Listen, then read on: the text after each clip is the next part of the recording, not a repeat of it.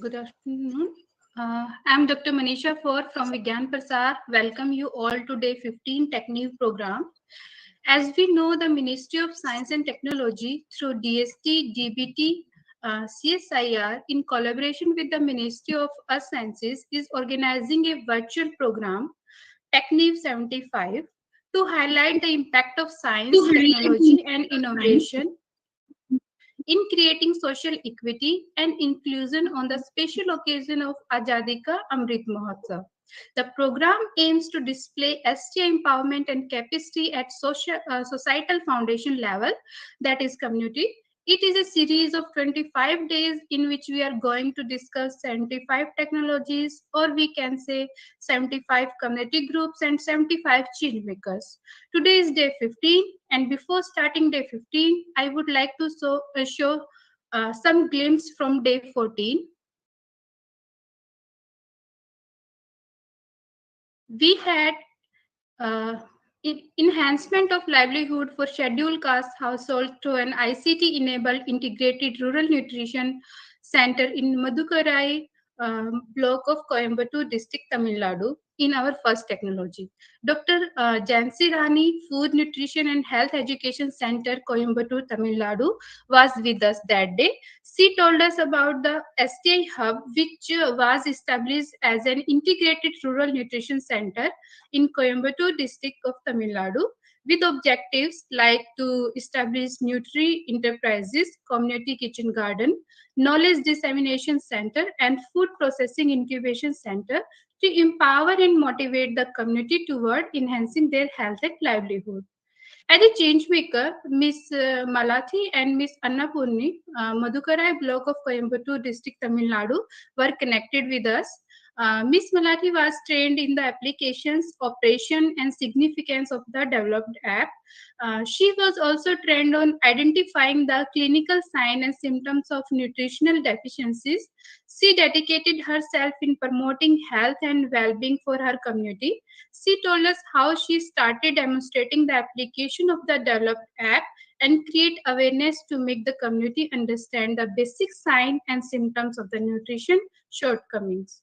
She played a role of women health volunteer and also starting referring them to their nearby referral health services for further health care. Miss Annapurnai told us how she adopted the dry pulverizing technology and trained for operation and production of various instant mixes and powders. She was struggling to cater the needs without adequate machinery for her food production. She has been given skill training in operating food processing equipment relevant to her needs by Integrated Rural Nutrition Center. She began to utilize the resources in the center to improve her production packaging standards and strengthen supply chain for marketing her products. This is turn facilitated her service quality and to increase her income level significantly. As end user and beneficiaries, Mr. Prem Kumar was connected with us. He is a resident of Kudur village in Madukarai block of Coimbatore district, Tamil Nadu. He told us how he was trained to utilize the service of the center.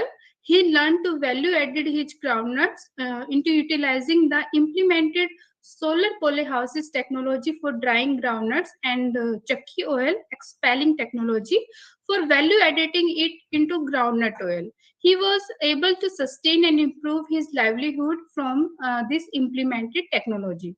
The second technology was on fluorosis mitigation through intervention, diet editing, and management in scheduled caste community of Bihar.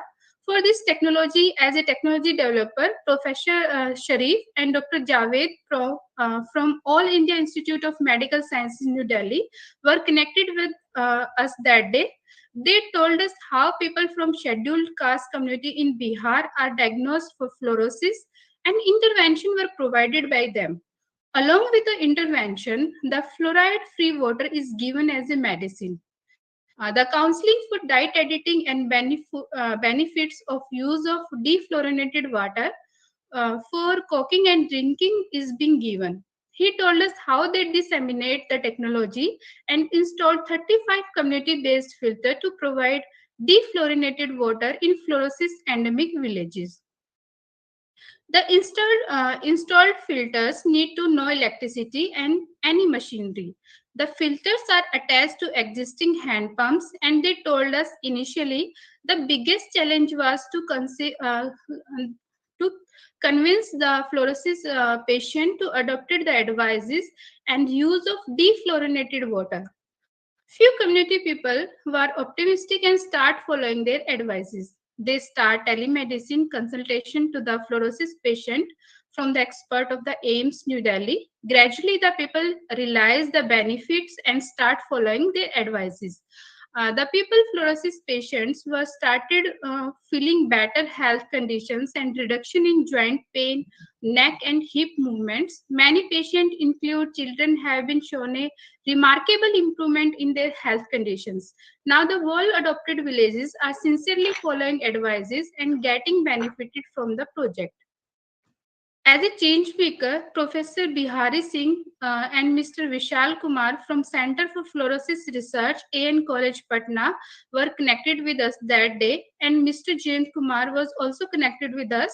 He told us how the health status of the community members has improved significantly. The improvement in the health status make them capable for improved physical and mental capabilities, which are seen to be helpful in improving working days in a month and hence earning and socioeconomic status. As beneficiaries, we had who adopted this technology, Shri Surjit Kumar and other local people were also connected with us. They told us how earlier they suffering from back pain, joint pain due to consumption of fluoride water. Now they're feeling better and feel improved health conditions. The third technology was promoting a pilot of biosand filters for the access to clean drinking water for future dissemination. For this technology, Dr. Modam Sai Leela from St. Joseph College for Women from Vishakhapatnam was with us. She told us about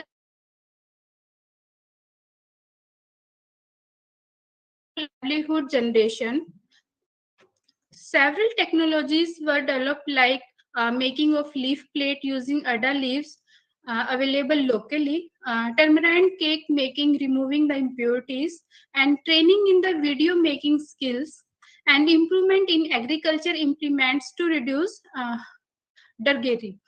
She also told us about the health issue of communities which were catered by promoted nutri gardens, educated prenatal and postnatal care, and promoted biosand water filter for potable water.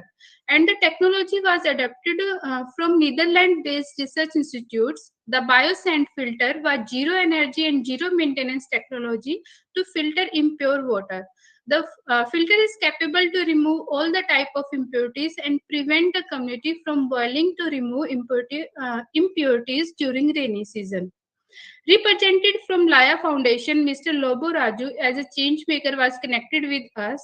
He told us about the biosand filter, which is zero energy water filter for point of use application, which is an adaptation of the traditional slow sand filter for intermittent use and making it suitable for household use. He told us there are no ongoing costs, no replaceable parts. It is a durable and robust, fabricated from local materials, small enough to fit into smallest kitchen and easy to maintain. The technology will provide safe drinking water without the necessity of boiling water on the traditional cook stoves.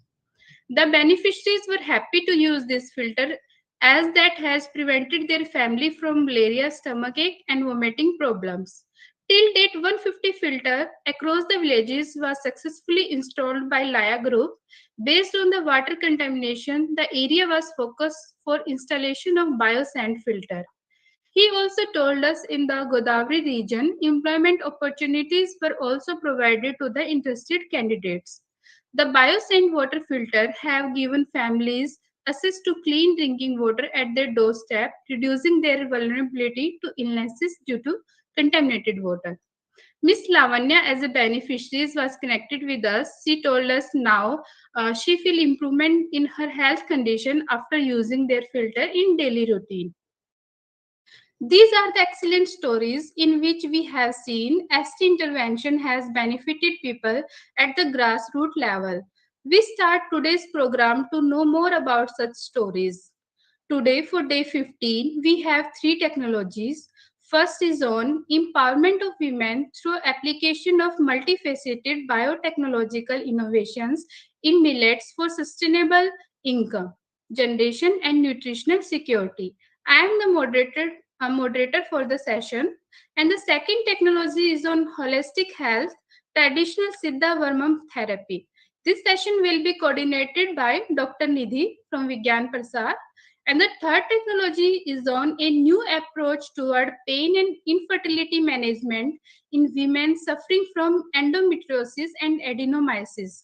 This session will be moderated by Dr. Savi Sinde from Vigyan Prasad. And the roundtable discussion will be moderated by Ms. Tusha. Now for the first session, we are going to discuss on the empowerment of women through application of multifaceted biotechnological innovation in millets for sustainable income generation and nutritional security. For this, we would like to invite Dr. Sangappa, working as a scientist in Indian Institute of Millets Research, Hyderabad, Telangana, Ms. Kavita Bhide, and Tridala Mahila Society and beneficiaries from village to Gaon district Bidar, Karnataka are connected with us for this session. Welcome Dr. Sangappa in this session. Dr. Sangappa, can you hear me? Madam, very good afternoon, ma'am. Very good afternoon, sir. Sir, please tell us briefly about your work and technology. Yeah, definitely, ma'am. Give us 1 minute. I'm trying to share the PPT as well. Okay, sir. Please turn on your video, sir.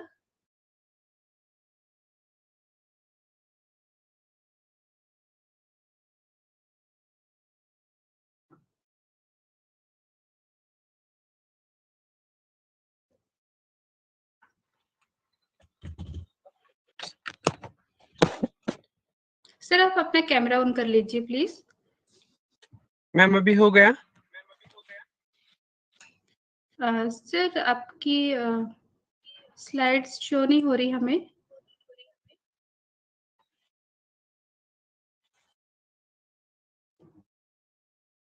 Ma'am slide share कर दिया मैंने.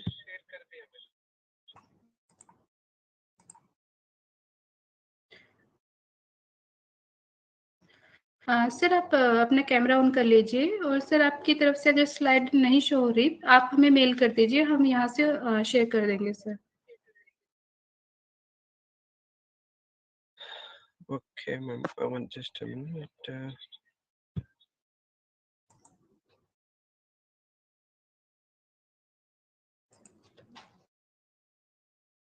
Ma'am, is it audible properly now?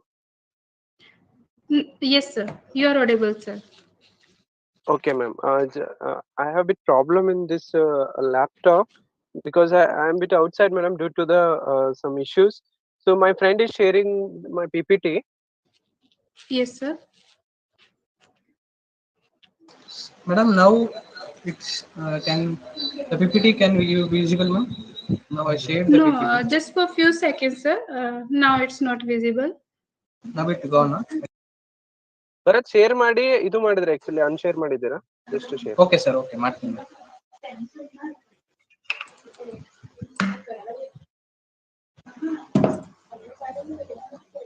Hello. Madam, now it is. Yes, sir. Yes, sir.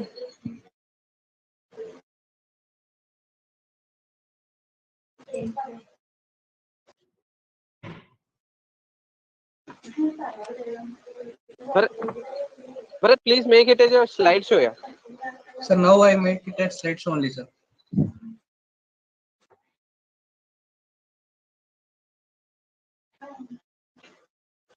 Try to move the slide. It is not in the slideshow actually. It's in moving. PPT.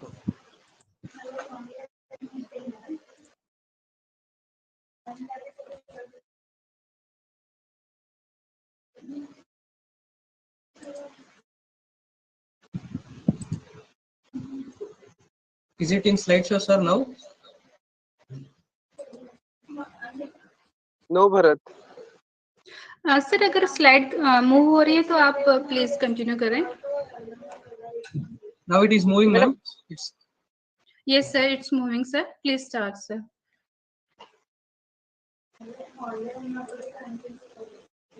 Yeah.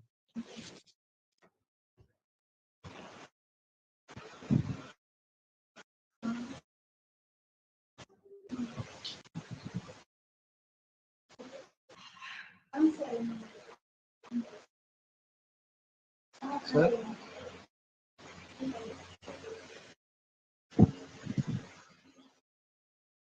Dr. Sangappa, sir. Yes, madam. Sir, please tell us briefly about your work, sir. Yeah, ma'am. So, madam, total how much time do we have for this presentation and our first technology? Sir, 10 minutes. Total, sir, 40 minutes. Okay, ma'am, 40 minutes. Thank you so much, ma'am. Thanks for the invitation and a very good afternoon to all. So I welcome you all for this particular presentation where we are going to share the technologies of millets and how we played role in entrepreneurship development of women members with the connecting the millets technologies to the SAG members. Friends, today I'll be talking today on the millets for healthy society. So I am from the ICR Indian Institute of Millets Research. Bharat, you can mute that one, please.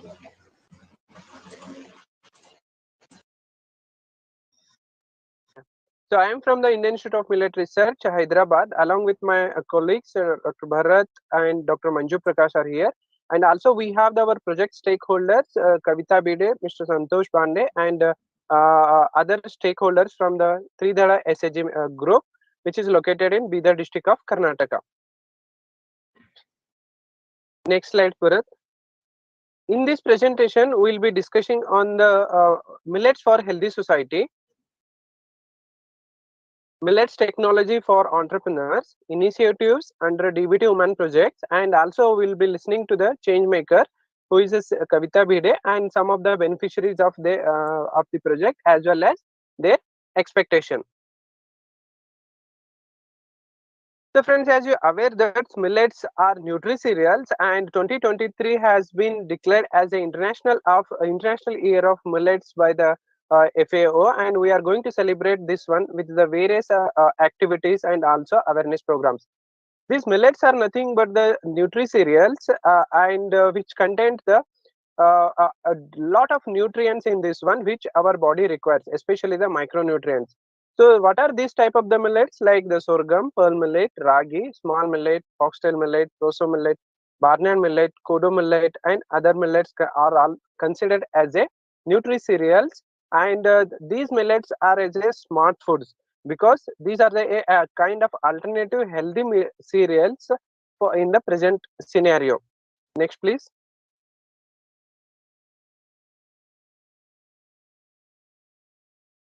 So friends, these millets are good for the farmers. These millets are good for the farmers. These millets are good for the environment, and these millets are good for us also. So millets are good for the farmers because these offers untapped uses such as the food, feed, fodder, biofuels, and brewing as well. And in low water requirement also, we can grow the millets. And the inputs required for the millets cultivation is very less, and which can be grown even the naturally or the in organic condition. Next, please. So these millets are good for environment. These millets are good for environment.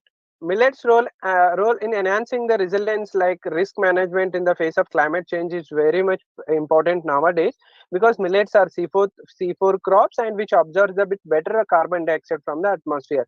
As we are facing the climate change scenario in present condition, millets can act as a climate resilient crops and which can also have the low water footprints. Next, please. Friends, how millets can be good for us or good for you, because this has a lot of micronutrients, especially the dietary fibers and anti-nutrients, antioxidants, and which required to our body. So because of these reasons, nowadays the lifestyle diseases can be addressed by consumption of the millets. So millets can also used for the tackling of CVD, like cardiovascular diseases, hypertension, and also some millets like finger millets helps in the tackling gastritis, bloating, etc. So those who are facing the modern diseases or the lifestyle diseases like diabetics and cancer and other things, so they can consume the millets, and these lifestyle diseases can be managed along with providing the micronutrients to our body. Next, please. Friends, this is the nutritional information about the millets, and you can also compare these millets nutritional profile with the other major cereals like wheat and rice. In wheat and rice, we though we have the major nutrients, but these two major cereals like wheat and rice lack in the micronutrients. So if, our body requires the micronutrients in very minute particle, but still these play a very important role in achieving the nutritional security. For example, for example, finger millet. So friends, finger millet has a good amount of 364 mg of calcium in this one, in 100 mg of 100 grams of the finger millet. So it is equivalent to a capsule of the calcium. So calcium is majorly required for our body to have the better health in case of the bones and other parts. So such kind of the millets can be consumed and which provide the micronutrients to us. Next, please. Friends, we have developed a millets value chain before we implement our project, which is supported by DBT. So here you can see that how we have promoted the millets, which is a better technology, better technological backstopping, development of millets-based products, and with the help of the National Institute of Nutrition, we have provided a nutritional evaluation, and also we have commercialized, promoted the millets valued technology to the end users, and ultimately the consumers accepted these products with the confidence that this can address the lifestyle diseases. Next, please.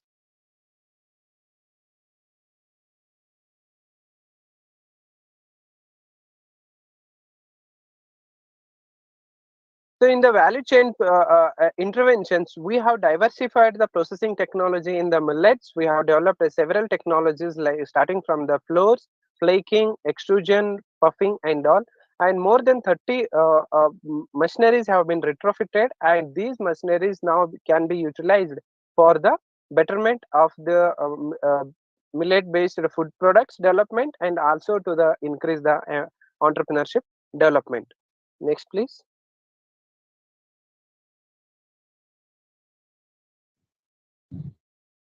Yeah, some of the processing technologies, some of the retrofitted millets-based machineries you can see on the screen, like a grading of the grains and dehuller for the small millets and flaking machines and extruder. So these machines were not available for not available, and which are available were not suitable for the millet-based processing and valued technology. So we have retrofitted and made available to the common man to start the millet-based business. So some more processing machineries which are at our institute and at our institute incubation center. Next, please. So this is related to small millet processing unit, and this play a very important role in doubling the farmers' income, and which really helped to the SHG. So this will be shared. The information will be shared in the next couple of slides. Next, please. So this is the small roti making machine, friends, which really helping the our SHG groups to prepare the millet-based rotis, especially the sorghum and the small millet-based rotis, and to sell in the market. As we face the difficulty in the preparation of the millet-based roti making, making, as it includes the drudgery for the women members. Next, please. Friends, along with this one, we have also developed the several millet-based technologies like the millet vermicelli, millet pasta, and the which are the cold extruded technologies. And you can see that the ragi based kheer or the ragi based upama, vermicelli, or the pastas, these are the very tasty and also contain the micronutrients which required for our body. And these are very fond from the childrens, and these technology are ready for available to the transfer, and several technology, this type of the technology have been transferred to the our women SHG members. Next, please. So hot extruded technologies, in the previous slide you have seen the cold extruded technology. Here hot extruded technology like extruded snacks and extruded flakes. So the kurkure type of the items can also be prepared from the millets. So these technology were also transferred to the our SHG members and other FPOs. Next, friend. So puffing. So you are aware about the corn based puffs or the corn or the other things, but puffs from the millets is a bit innovation from our institute. So by using the puff gun machine, we have produced the sorghum puffs, pearl millet puffs, foxtail, kodo, and even others from the all the 9 millet puffs we have developed here. And friends, these are rich in the protein and other dietary fiber, and really this is a ready to eat snacks and can be used as a in-flight snacks and other things. So this can be easily replaced with the junk foods which are readily which are available in the market, and especially the snacks item. Next, please.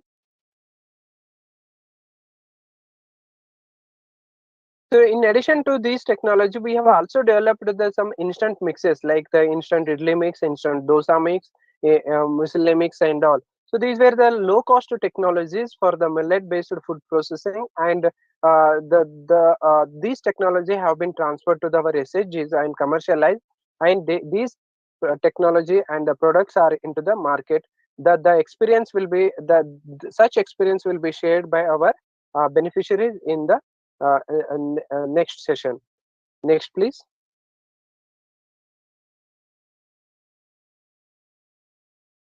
Yeah, bakery technologies. Friends, as you are aware that we celebrate the all the happy moments with the cookies, cakes, or other bakery items. So here, if you get the millet-based bakery items with the low cost as well as the with the nutrition and healthy, that it will be very good for us. So the millet-based bakery technology or the products whatever we have developed here, which has no maida, and maida is, as you know, that maida is the very harmful effect for our body if we consume continuously. So we have replaced the maida with the millets flour, and we have developed this technology. And these technology have been adopted by our SHG members, and they are into the millet-based bakery business. Next, please. The flakes or the poha, what we say, these are the a kind of snack item or the breakfast item in southern India, especially even in the middle India as well. So these are having the low glycemic index, helpful for the diabetic patient. So from the all 9 types of the millets can be utilized for the preparation or the production of the flakes. So ultimately, the flakes again we can use for the snacks preparation or the breakfast item preparation for the healthy breakfast. Next, please. Some of the SHGs approached us to start the millet-based restaurant or the millet recipes-based restaurants or dhaba kind of the thing. So friends, we have developed more than 200 millet recipes and documented and uploaded on our institute website as well to access the millet-based recipes. So here you can see the n number of the millet-based recipes, and SHG members are using this one to start and increase their footfall on the food business, especially in the millets. Next, please. So these are the technology we have already commercialized to the our end users as well as the beneficiaries. Along with this one, we also sell these technology or these products at our institute through our sales counter to create the awareness. Next, please. So this is the institute our brand. Indian Institute of Millet Research brand is that Eat Right. So on the institute brand, we sell our institute products, and this is mainly to the create the marketing linkages with our beneficiaries, also to the end users. Next, please.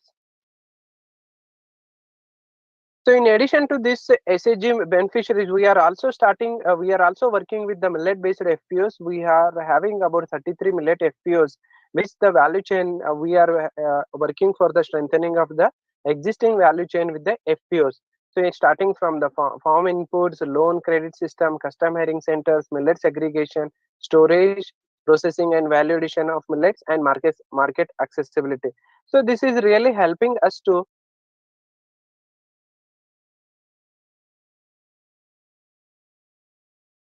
this is helping us to connect to the farmers or the end user directly, and the science and technology whatever we have developed at our institute, these are being transferred through capacity building programs. Next, please. So coming to our project related interventions, friends, as you are aware that the farmers share in the consumer rupee is very less nowadays, especially in the fruits and vegetables. And if you see the millets also, the consumer the farmer share in the consumer rupee is bit low.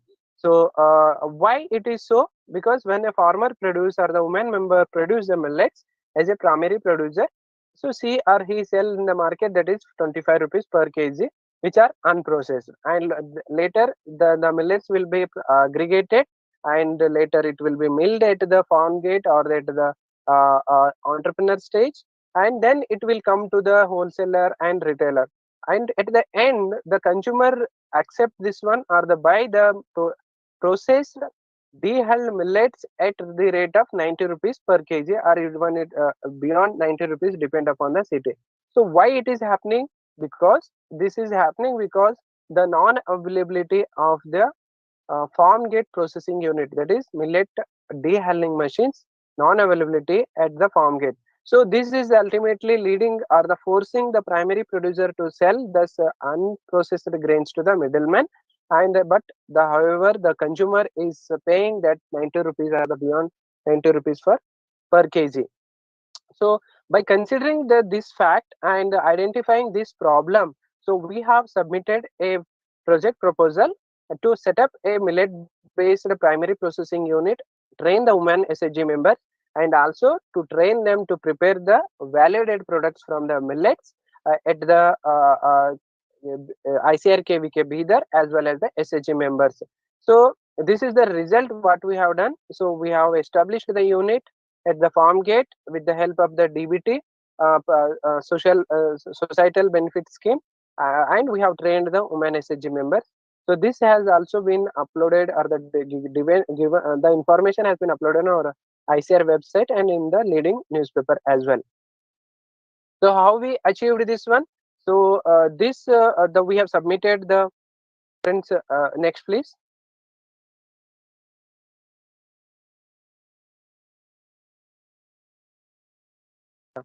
So we have achieved this one by submitting a project proposal to the DBT on women empowerment, and especially to the build the capacity buildings of the SHG members. Next, please. So we have selected the Bidar district of Karnataka state for the location of the study, and we have also selected the self-help group members from the same district with the association of ICR KVK Bidar. Next, please. So we have initiated our interventions with the help of the IMR training center, that is Center of Excellence, and also ICR KVK Bidar. We have trained the women members for the preparation of the flour from the millets processing unit, preparation of the rava, even some of the validated products at IMR as well as in the ICR KVK Bidar. Next, please. So here you can see the training related activities which we have carried out, and also which include the creation of awareness on millets cultivation as well as the consumption. So this really helped us to take forward this project and given the lot of benefits to the SHG members. And so ultimately you will be interacting with our change maker as well as our end use beneficiaries on these activities. So what would be the way forward from our presentation and as well as the interaction with you all? So friends, IMR, that is Indian Institute of Millet Research, is having the close to the 70 millets validated technologies, and we are the millets based validated technology developer as well as the implementer, and we also run the incubation facility for the startups, entrepreneurs on nutri-cereals. This is really helping the entrepreneurs and women SHG members and the farmers ultimately to increase their income through processing, value addition, and marketing of the millet-based products. And the value chain which we have developed, we are strengthening this value chain with the association of ICR KVK Bidar, SHG groups, and as well as farmer producer organization which are developed by ICR IMR in 4 states. So this is our way forward. That is the eat millets and stay healthy. The of course the availability of food is depends on chance, but choice of food depends on attitude. Means consumption of the food is ultimately depends on our attitude. So select the right kind of the foods for our for day to day this one, and say the let's millet so that your balanced diet will really help to have the better nutrition and better health in scenario. So this is our contact details, and I acknowledge our director, Dr. Vilas Etonappi, Dr. Dayakar Rao, CEO NutriHub, and as well as DBT and for the project and organizers of this event, Vigyan Prasad and DST particularly, and DBT as well as for the opportunity. So friends, thank you all, and looking forward for your questions after the interaction with our change maker and the end users.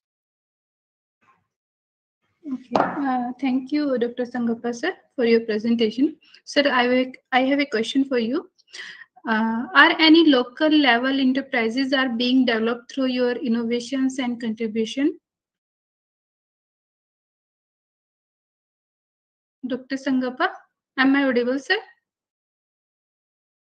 Yes, ma'am. Could you repeat the question, ma'am? Because I was trying to connect our mobile phone here again, please. Yes, sir. Sir, are any local level enterprises are being developed through your innovations and contribution? Yes, ma'am. So we are working with the RKB Raftar program of the Department of Agriculture Cooperation, Department of Agriculture and Farmers Welfare, where we are incubating the startups with our innovations.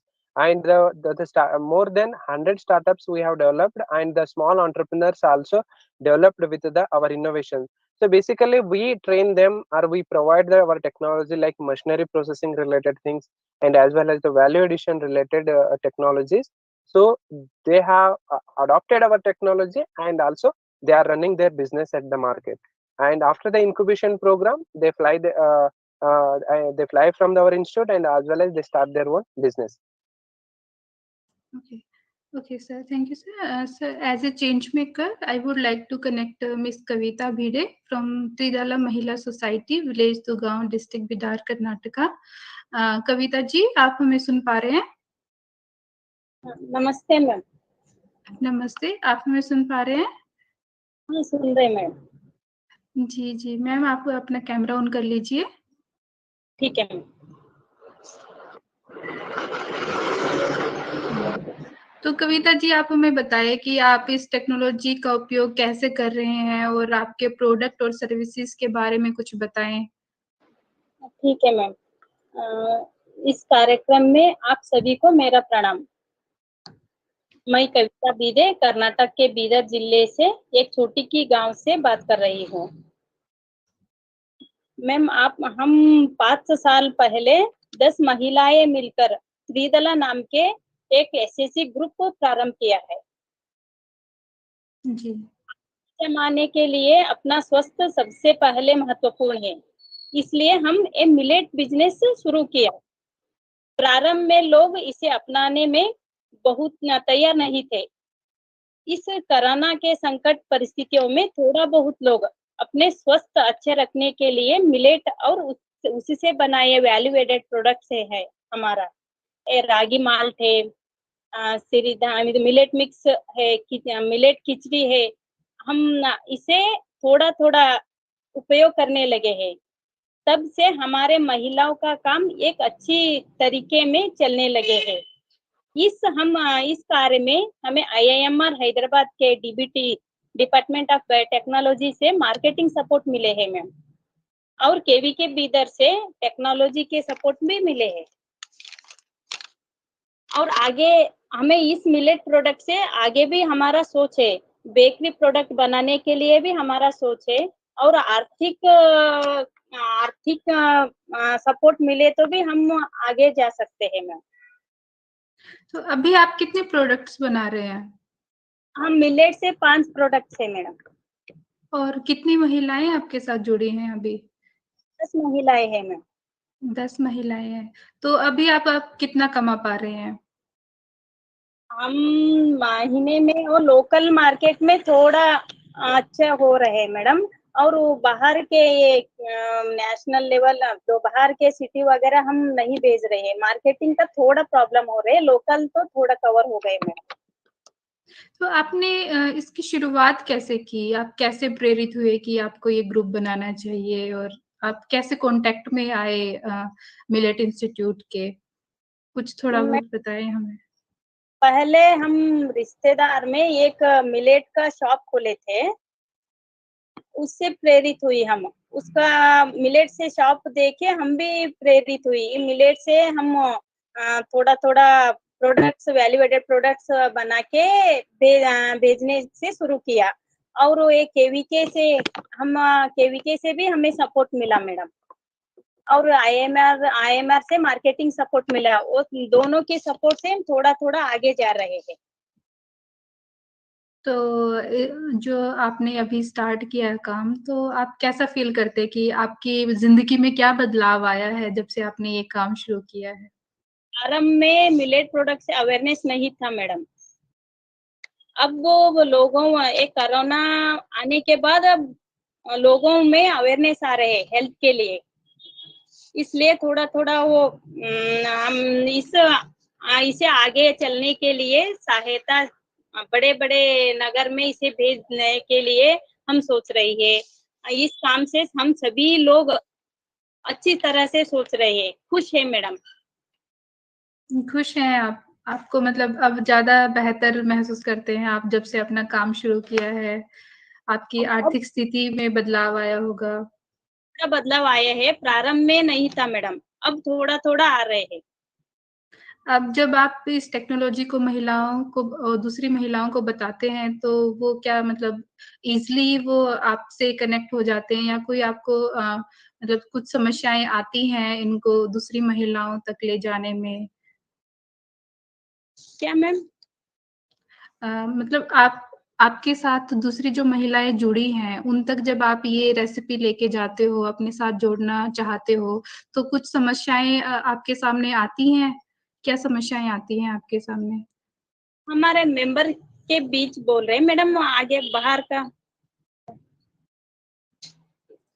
Doctor Sangappa sir, sir क्या आप हमें बता सकते हैं इस बारे में?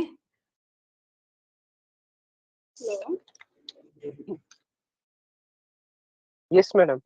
Madam actually क्या है, कभी भी वुमेन मेंबर्स को आगे लेके जाने एक चैलेंजिंग टास्क है। जैसे कि कहावत यह है कि 2 वुमेन मेंबर्स को एज ए टीम आगे ले जाने का बहुत डिफिकल्ट है, लेकिन एज ए वुमेन 10 मेंबर्स को एक एसएचजी ग्रुप में, और दैट टू फूड प्रोसेसिंग, इसमें एक एंटरप्रेन्योरशिप रेडी करके आगे लेके जाने का, उनका इनकम बढ़ाने का एक चैलेंजिंग टास्क है। लेकिन यहाँ पे कविता भिडे मैडम सभी वुमेन मेंबर्स जो अपने साथियां हैं, तो उनको सही तरह से टाइम टू टाइम मार्गदर्शन करके जो कैपेसिटी बिल्डिंग चाहिए उनको, not only food production, even related to the market, related to the hygienic condition, related to the financial management, वो सभी जो व्यवस्था चाहिए एक एसएचजी ग्रुप आगे बढ़ने के लिए, वो कविता मैडम यहाँ पे कर चुकी है, और वो आगे लेके जाने का भरपूर प्रयास कर रही है मैडम। सर, तो आपको इस टेक्नोलॉजी को डिसेमिनेट करने में, इम्प्लीमेंटेशन करने में, सर आपको अपने लेवल पे कोई रोड ब्लॉक फील हुए हों या कुछ और प्रॉब्लम्स आपको फेस करना पड़ा हो सर?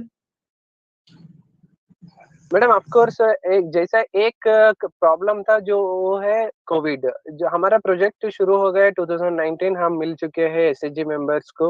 वहाँ पे बीदर केवीके में, हमारे बीदर केवीके में एक प्रोजेक्ट इम्प्लीमेंटेशन का पार्टनर।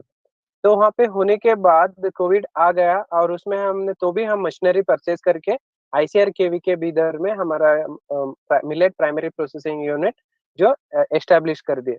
जब हमने मिलेट बेकरी प्रोडक्ट जो एक्चुअली उनको चाहिए था एसएचजी मेंबर्स को प्रोडक्ट रेडी करने का, जो कैपेसिटी बिल्डिंग हो जाए या उनको एक कंप्लीटली बेकरी प्रोडक्ट्स का मशीनरी एस्टेब्लिश करना था हमारा इंस्टीट्यूट से द्वारा। लेकिन कोविड के वजह से हम परचेज नहीं कर पाए और डीबीटी को हमने 21 लाख रुपीस जो बेकरी मशीन्स के लिए हमको मिला था वो वापस करना पड़ा। तो ये जो हो गया because of the Covid, and we could not implement our all the three objectives because of this reason. However, we have trained the this SHG members to produce the millets primary processed grains, as well as to produce the some of the validated products like whatever she shared, like the millets health mix, millets based bhujia, the kind of the things are the papad and other things. But we were focusing mainly on the millet based bakery products. So this was the hurdle for us, that is mainly the COVID. So in addition to that one, so we got lot of support from the DBT to disseminate our technologies, as well as the adoption of this technology also very nice from our SAG members. Okay sir. So Kavita ji, क्या हमारे साथ कुछ beneficiaries भी जुड़े हैं? कुछ महिलाएं अगर हमसे बात करना चाहती हो। संतोष जी, क्या आप हमें सुन पा रहे हैं?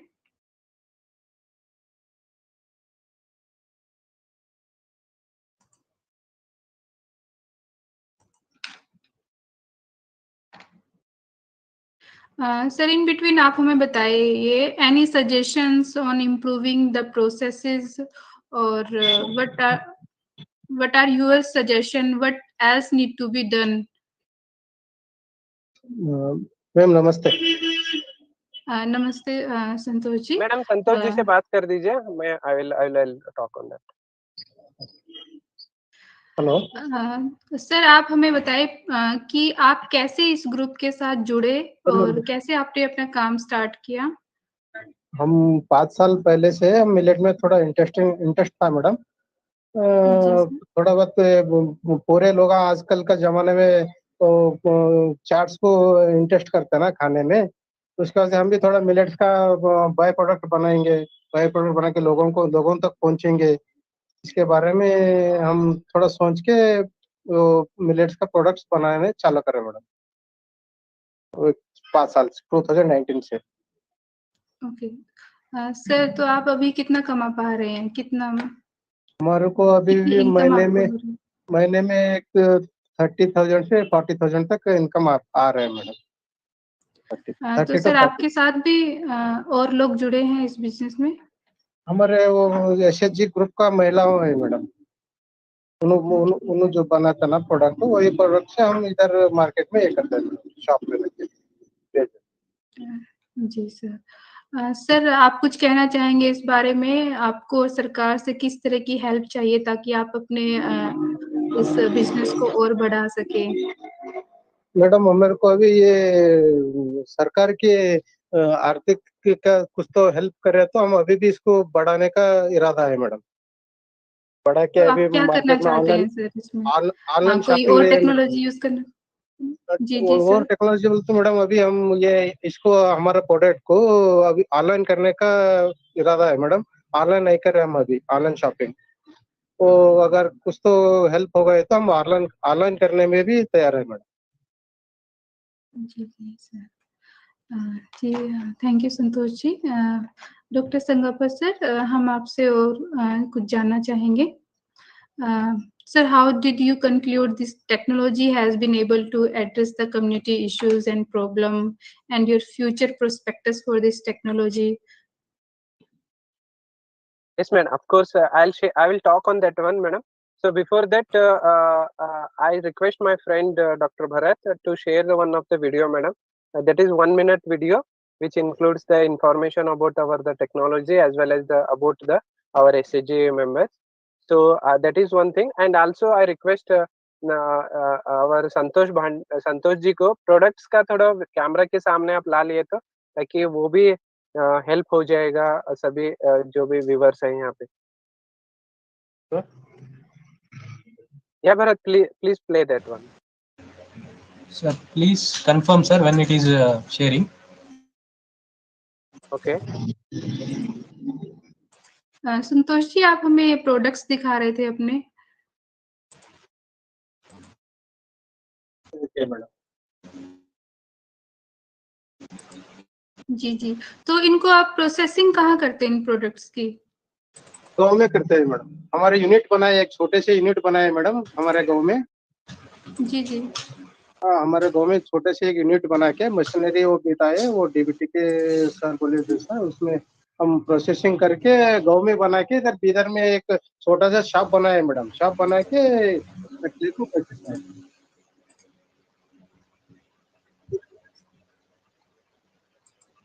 ಸಂತೋಷ್ ಅವರ ಒಂದೇ ಪ್ರಾಡಕ್ಟ್ ತಗೊಂಡು ಜಸ್ಟ್ ಕ್ಯಾಮ್ರಾ ಹತ್ರ ಇಟ್ಬಿಡ್ರಿ. ಅದು ಆರೋಗ್ಯ ಮಿಕ್ಸ್ ಹೆಲ್ತ್ ಮಿಕ್ಸ್ ಇರೋದು. ಸೊ ಬ್ರ್ಯಾಂಡ್ ಆಮೇಲೆ ಡಿಬಿಟಿ ಹೆಸರು ಇದ್ದಿರೋದು. मैडम सर आपने कितने संतोष जी आपने कितने प्रोडक्ट्स रखे हुए हैं अभी यहाँ पे? हम 5 प्रोडक्ट्स रखे हैं मैडम. 5 में से एक आरोग्यवर्धक मल्टी मिलेट हेल्थ मिक्स बोल के एक है मैडम. ये एक तो है सर आपकी कितनी सेल हो जाती है महीने में? महीने में एक 300 2 to 300 बॉक्स हो जाते हैं मैडम 1 kg का. 3 क्विंटल्स. ये और एक ये दूसरे रागी माल्ट बोल के आते हैं madam. Finger millet. Finger camera millet का ಶೇಕ್ ಮಾಡ್ಬೇಡ್ರಿ. ಕ್ಯಾಮ್ರಾ ಶೇಕ್ ಮಾಡ್ಬೇಡ್ರ, ಅದು ಸರಿಯಾಗಿ ಕಾಣೋದಿಲ್ಲ. ಜಸ್ಟ್ ಹಂಗ ಹಿಡ್ಕೊಂಡ್ ಬಿಡ್ರಿ. ಒಂದ್ರ ಮೇಲೆ ಹಂಗ ಹಿಡ್ಕೊಂಡು. सर मिलेट का पापड्स बनते हैं मैडम उसमें. उसके बाद ठीक है संतोष जी, बहुत अच्छा लगा आपसे बात करके. ये स्पेशली है मैडम ये मिलेट्स ऑल मिलेट मिक्स खिचड़ी बोल के आते हैं madam. Full all millets with pulses रहते हैं मैडम इसमें मिक्स. जी. सर ये आप अपनी प्रोसेसिंग यूनिट में खुद बनाते हैं सर? खुद हम महिलाओं मिलके बनाते हैं मैडम. हमारे पूरे संघ के एसएचजी का महिलाओं मिला के बना के रेडी करते मैडम. रेडी करके हम इधर हम यूनिट में पैकिंग वगैरह सब ब्रांडिंग पैकिंग करना है तो उधर यूनिट में पैकिंग कर ले को इधर को लिखाते हैं. तो सर ये आप जैसे मार्केट में लाने से पहले क्या इसकी टेस्टिंग भी कराते हैं सर? FSSI लाइसेंस या टेस्टिंग? लिए मैडम लिए. FSSI भी लिए और न्यूट्रिशन सर्टिफाइड कर दिया सब प्रोडक्ट के. वो KVK से करा को दिए मैडम. वो इसका FSSI और ये लैब टेस्टिंग न्यूट्रिशन सर्टिफाइड और करा को दिए मैडम. जी. धन्यवाद संतोष जी हमारे साथ जुड़ने के लिए. डॉक्टर संगप्पा सर आप कुछ बताना चाह रहे थे? Yes, ma'am. So this is about our successful SHG group handholded under the DBT project, which is given by given the opportunity for us, and they have participated in even in the madam that our millets launch program means International Year of Millets launch program, which was held at IMR and participated by our Honorable Agriculture Minister as well, Central Government, Mr. Tomar ji. So they have shared their experiences, and also the minister appreciated their efforts to bring the millets related products to the market. So we madam, with respect to the upscaling of this kind of the business, so I am sure that the demand for the millet based products are increasing, and this will be accepted by a number of the consumers as we are facing a lot of modern or the lifestyle diseases nowadays. So we need more opportunities through the funding from the DBT, DST or other things to implement such a successful model and replicate this one with the SHG members so that they can they can be trained at farm gate, and they can be handholded for the next couple of years to produce the such kind of the local produce, which are which are prepared from the locally cultivated grains. Those are the millets, and we can achieve the or we can give the better benefit to these SHG members when we have the processing or the value addition at the farm gate. And definitely the local produce will create the Atmanirbhar Bharat. When we talk about the this Atmanirbhar Bharat, we need to have the more local produce at the farm gate.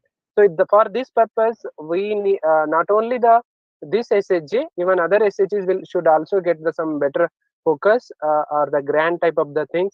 Especially this Tridada SHG is trying for the grant under the PMFME program. So they are going to get that one. If they get that, definitely that will be a game changer for their SHG group. So from our institute, so we have close to the 70 technology in millets value addition and all, and we are training such SHGs and other farmer producer organization. So we are ready to handle them also if we get an opportunity through the DBT or the DST to create the healthy society through millets. Thank you doctor Sangappa ji. Sir, आप इसके अलावा आप कुछ share करना चाहेंगे? Madam, एक video है 1 minute 30 seconds का जो भरत ट्राई कर रहा है शेयर करने के लिए. देखिए ये SHG हमारा SHG ग्रुप और IMR के रिलेटेड एक्टिविटीज, तो जस्ट 90 सेकेंड का है और उनका ब्रांड भी जो है वो भी पता चल जाएगा हमको, और वो video will be share to the Vigyan Prasar for in future usage. जी जी sir. Sir, please confirm, sir, when it is visible. Please share that one.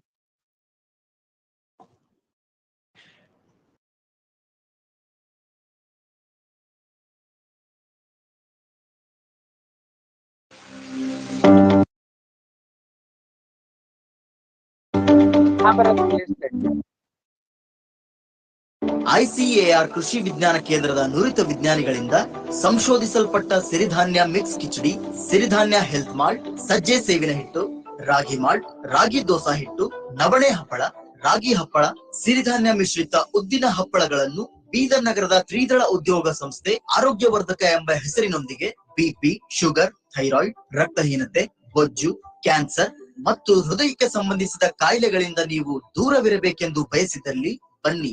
ಈ ಎಲ್ಲಾ ಬಗೆಯ ಸಿರಿಧಾನ್ಯ ಉತ್ಪನ್ನಗಳನ್ನು ಸೇವಿಸಿ ನಿಮ್ಮ ರೋಗ ನಿರೋಧಕ ಶಕ್ತಿಯನ್ನು ಹೆಚ್ಚಿಸಿಕೊಳ್ಳಿ.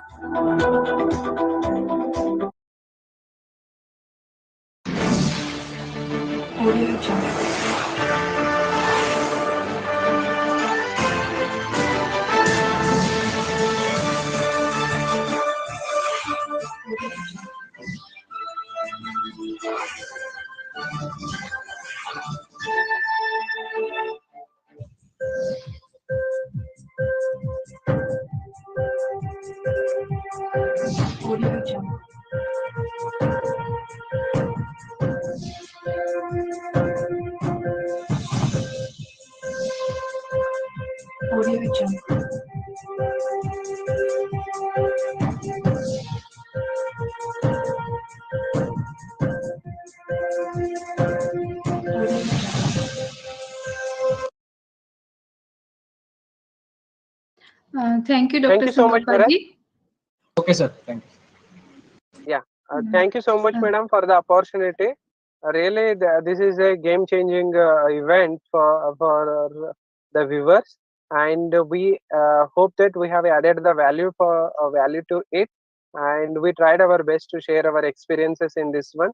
We thank to the DBT, Vigyan Prasar, DST, and all the stakeholders for the opportunity, and we expect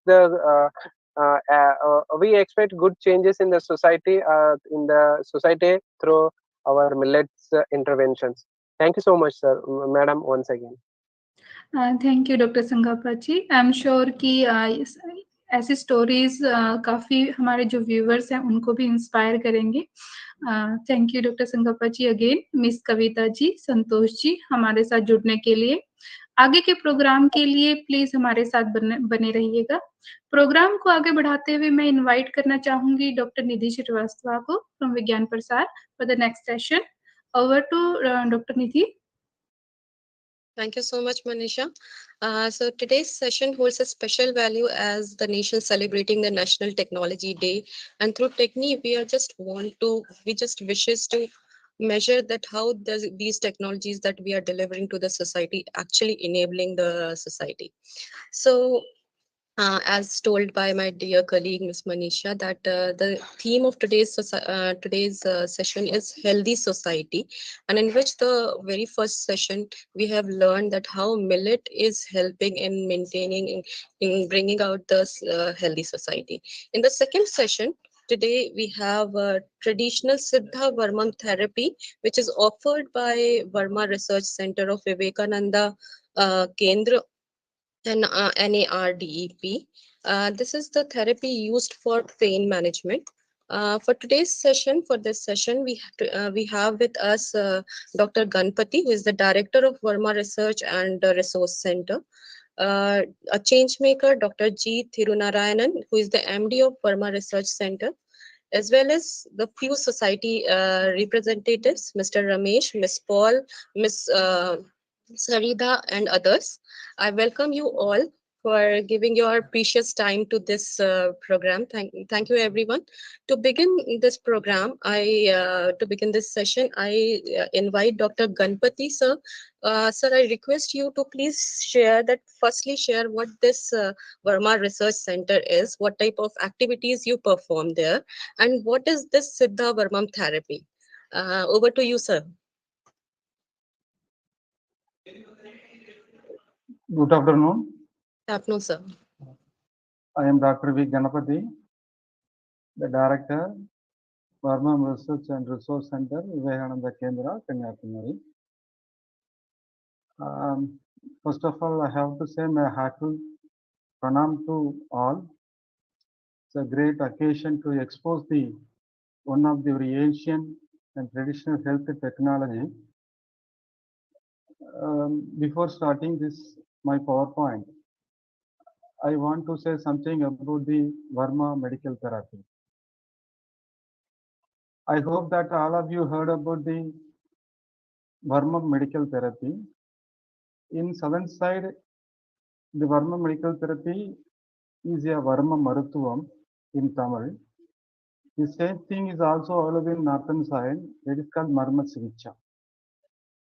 The Varma therapy is a mother of the acupuncture and acupressure, and whatever now we are seeing that our Reiki and some of the pit point therapy, nailing therapy, and so many therapy, pendulum therapy, so many therapies are there. But all the therapy is derived from this Varma medical system. So it is an important parcel of the Siddha system of medicine under our department of Ayush.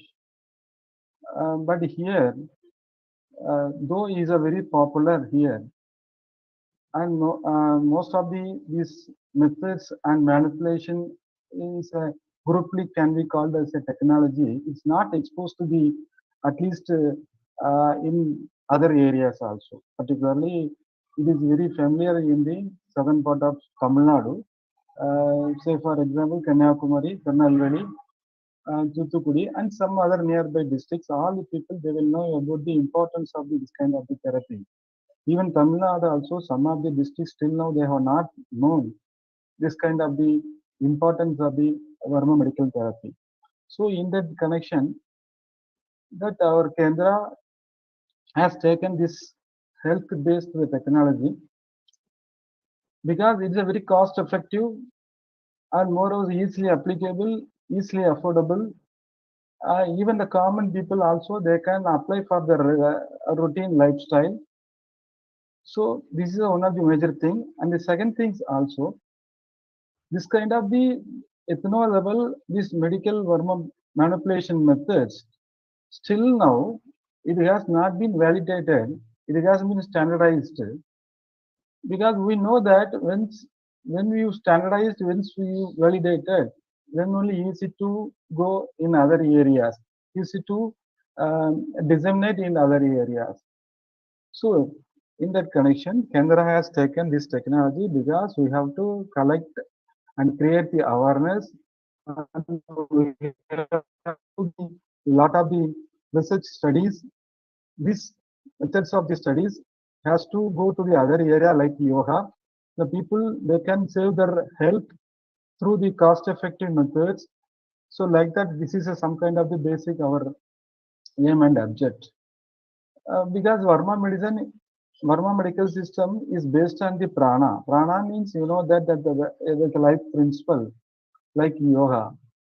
Now we know that yoga is on an international level. Now most of the all the old countries, they are ready to take, and already they are taking that this yoga technology, yoga therapy for acute, chronic, and emergency healthcare system.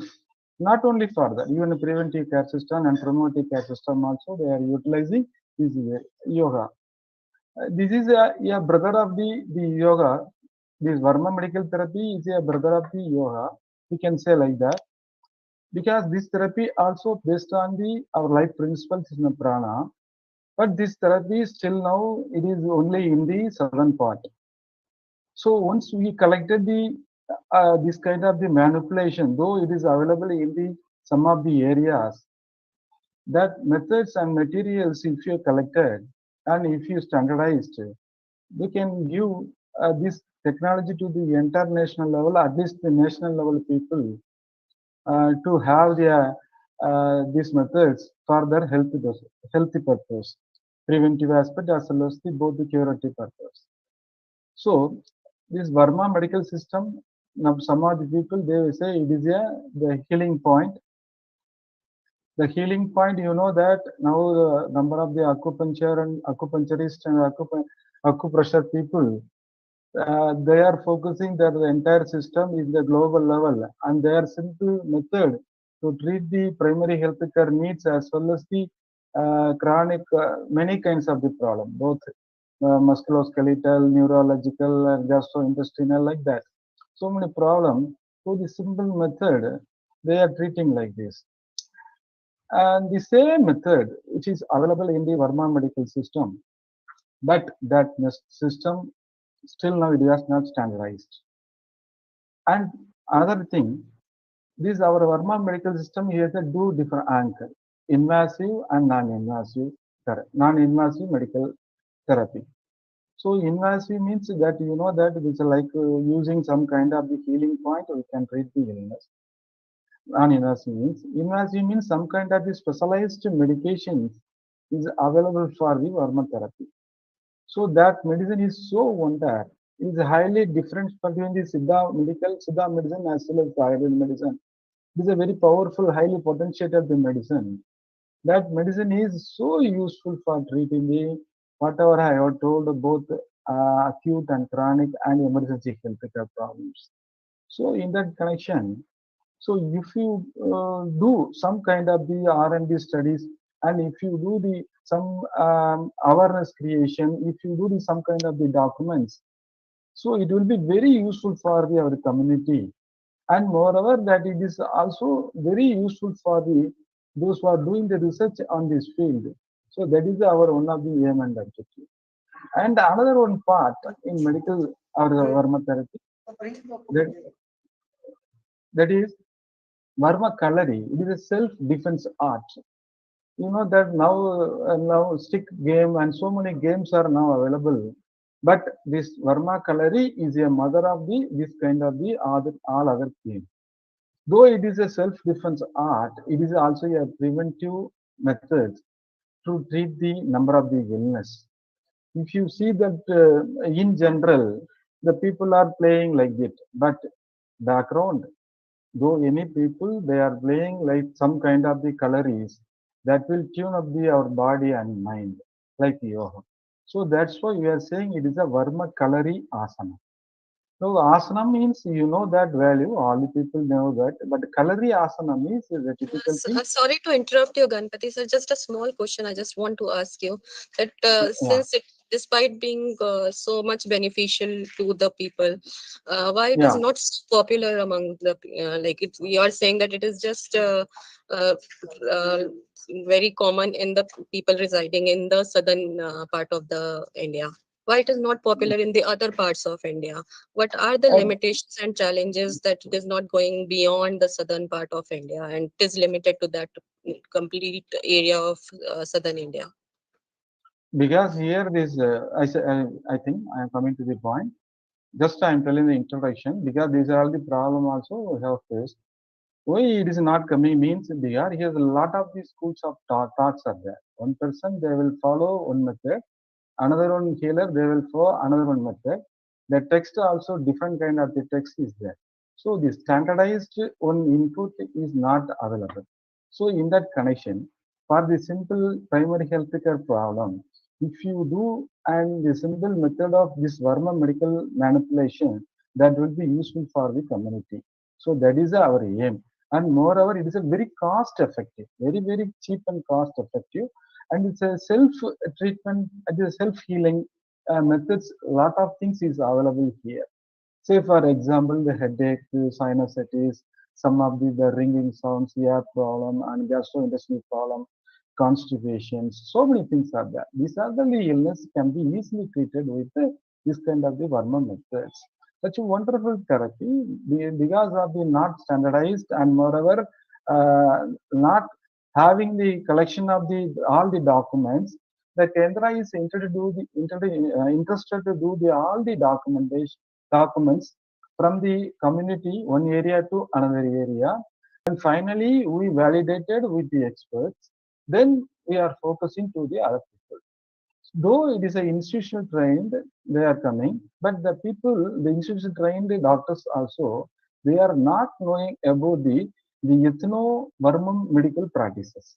Because ethno medical Vermum practices, folklore Verma medical practice, a lot of things which is still is available, particularly in the Verma medical therapy. That also we want to introduce to the institutional trained doctors. And once it is coming to the other faculties, not only the institutional trained doctors, even those who are interested in this kind of the field, that people also able to focus this Varma medical therapy to the global level, like yoga. So that is our aim and objective.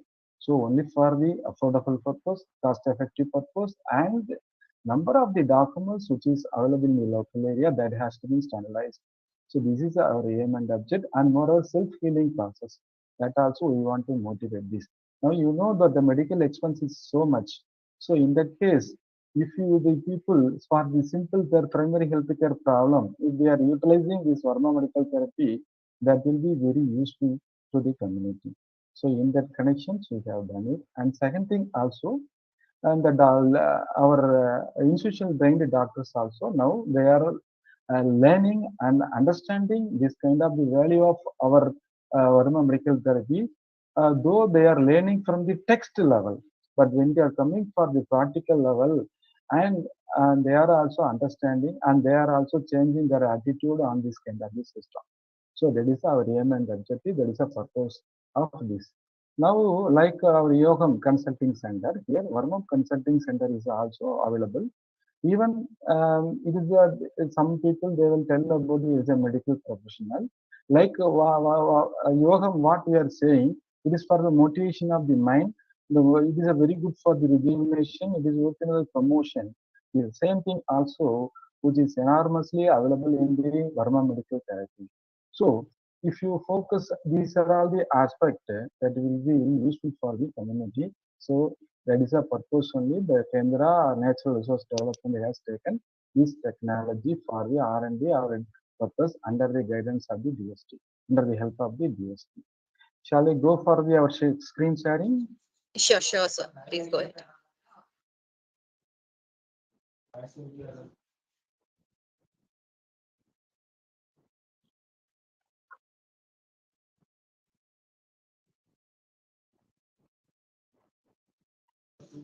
By the time, sir, I just want to ask that how many people are associated with this program? How many people are actually learning this technology right now with you, the research? Yeah, nearly the 3,000 people now they are learning from us. We are giving the intensive training We are giving the internship training. So 1 minute. Sure, sir. Nearly 3,000 people now they are getting this.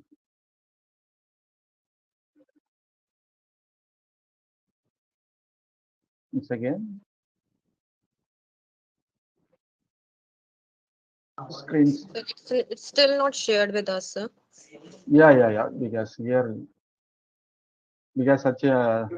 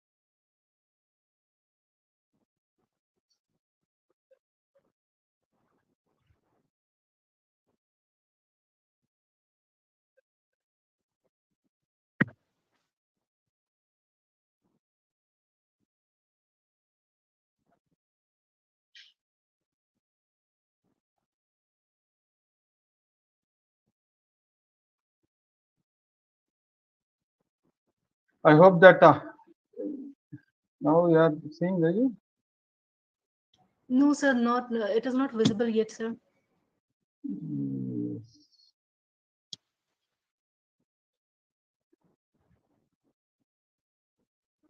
Dr. Tirnarayanan.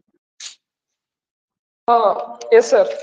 You are on that line. You are just here though. Yes, sir. His net is very poor. Yeah. Just you have to. Wait a minute, sir. I will connect to the lab, sir. Wait a minute.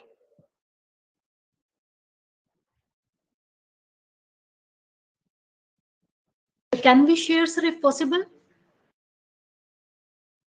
Yeah. No, The 1 minute. Yes, here the net is very slow. That's why it is that. We have your PPT, sir. If possible, we will share it then. Madam, you can adjust, sir. Okay. Just a minute, sir.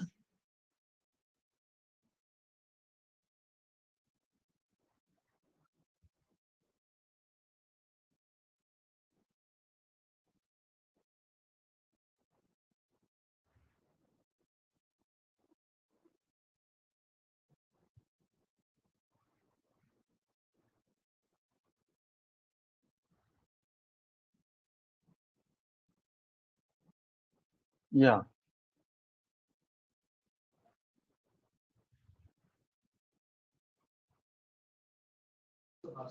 Yes, sir. Can you see the slides now?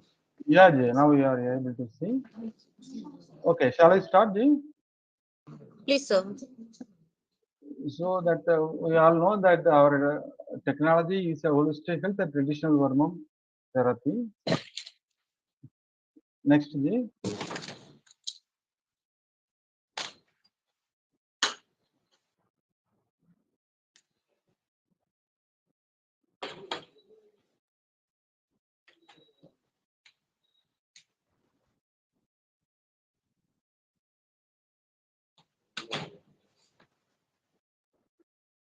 Shall we?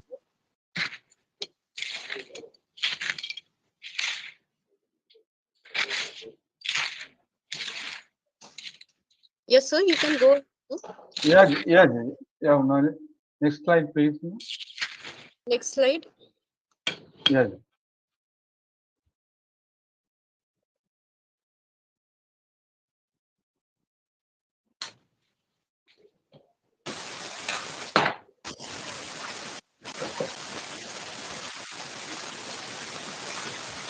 Yes, sir. Yeah.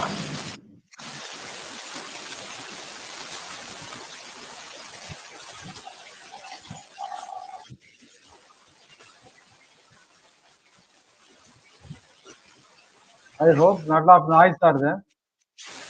Yeah.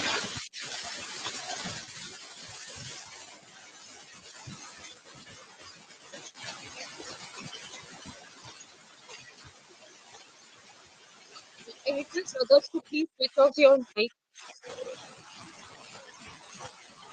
Keep your mic.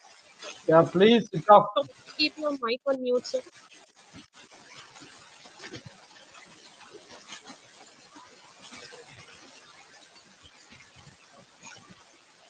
Dr. Tirunarayan?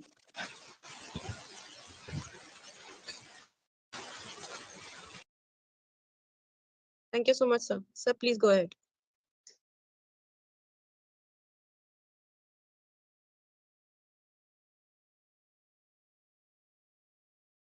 Ganpati, sir, you are on mute, sir.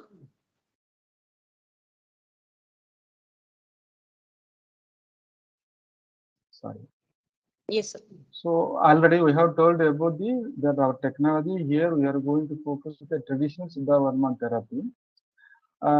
We have taken this technology for the primary healthcare problems, and moreover that documentation aspect of some selected the traditional orthopedic practices in southern part of the Tamil Nadu.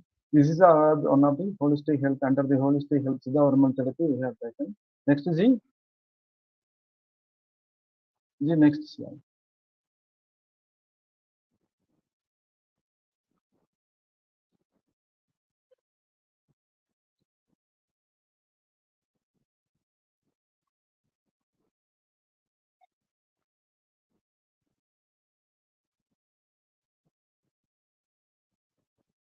So before starting this, are you able to audible, Jay?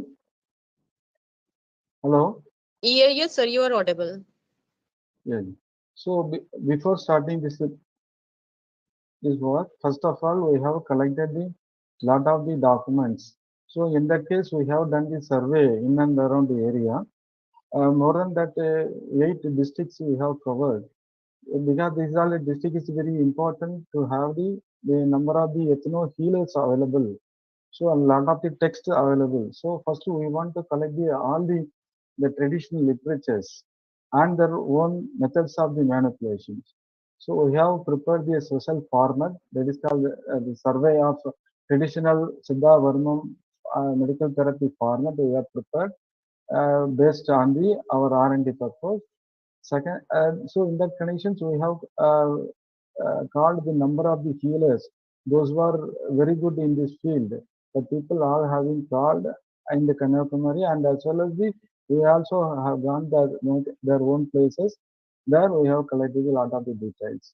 Some of the very, very old, more than 300 years old literatures, manuscripts, and so many things we have collected. And all these collected materials we have translated in the current local terminology with our terminology, and we made a small handbook. That book also isn't released. So this is a survey purpose. So in this survey, nearly more than that 28 old manuscripts. The shelf life of the life of the manuscripts is nearly the 200 to 325 years old. That all the manuscripts also we have collected. The name of the manuscript here I am mentioning, that is Varmam Pulliyal, Varmam Madangal. These are all the Varmam related the ancient text. So these text is there. Though these all the books is focusing on the particular Varma point, but it has a different type of the manipulation methods. So that's why we have collected all the book. And moreover, we have collected number of the manipulation methods, number of the medicines, number of the specialized tools also we have collected in the survey aspect. The second thing is, though that is called all the things after a collection of these all the methods, and both in the video as well as the audio and the written documents, these now we release in the DVDs related things. So in that case, we have released a number of the DVDs. That is number one, Varma medical therapy treatment methods. This is what is the basic fundamental of the Varma medical therapy, because the Varma medical therapy has own special basic fundamental, and this Varma medical therapy special Varma massage methods. That is called Sarvanga Tadaval in Tamil. That is called the whole body full massage.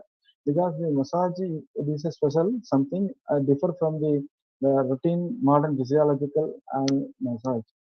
So that there is a spinal cord related the problem. Spinal cord related the problems.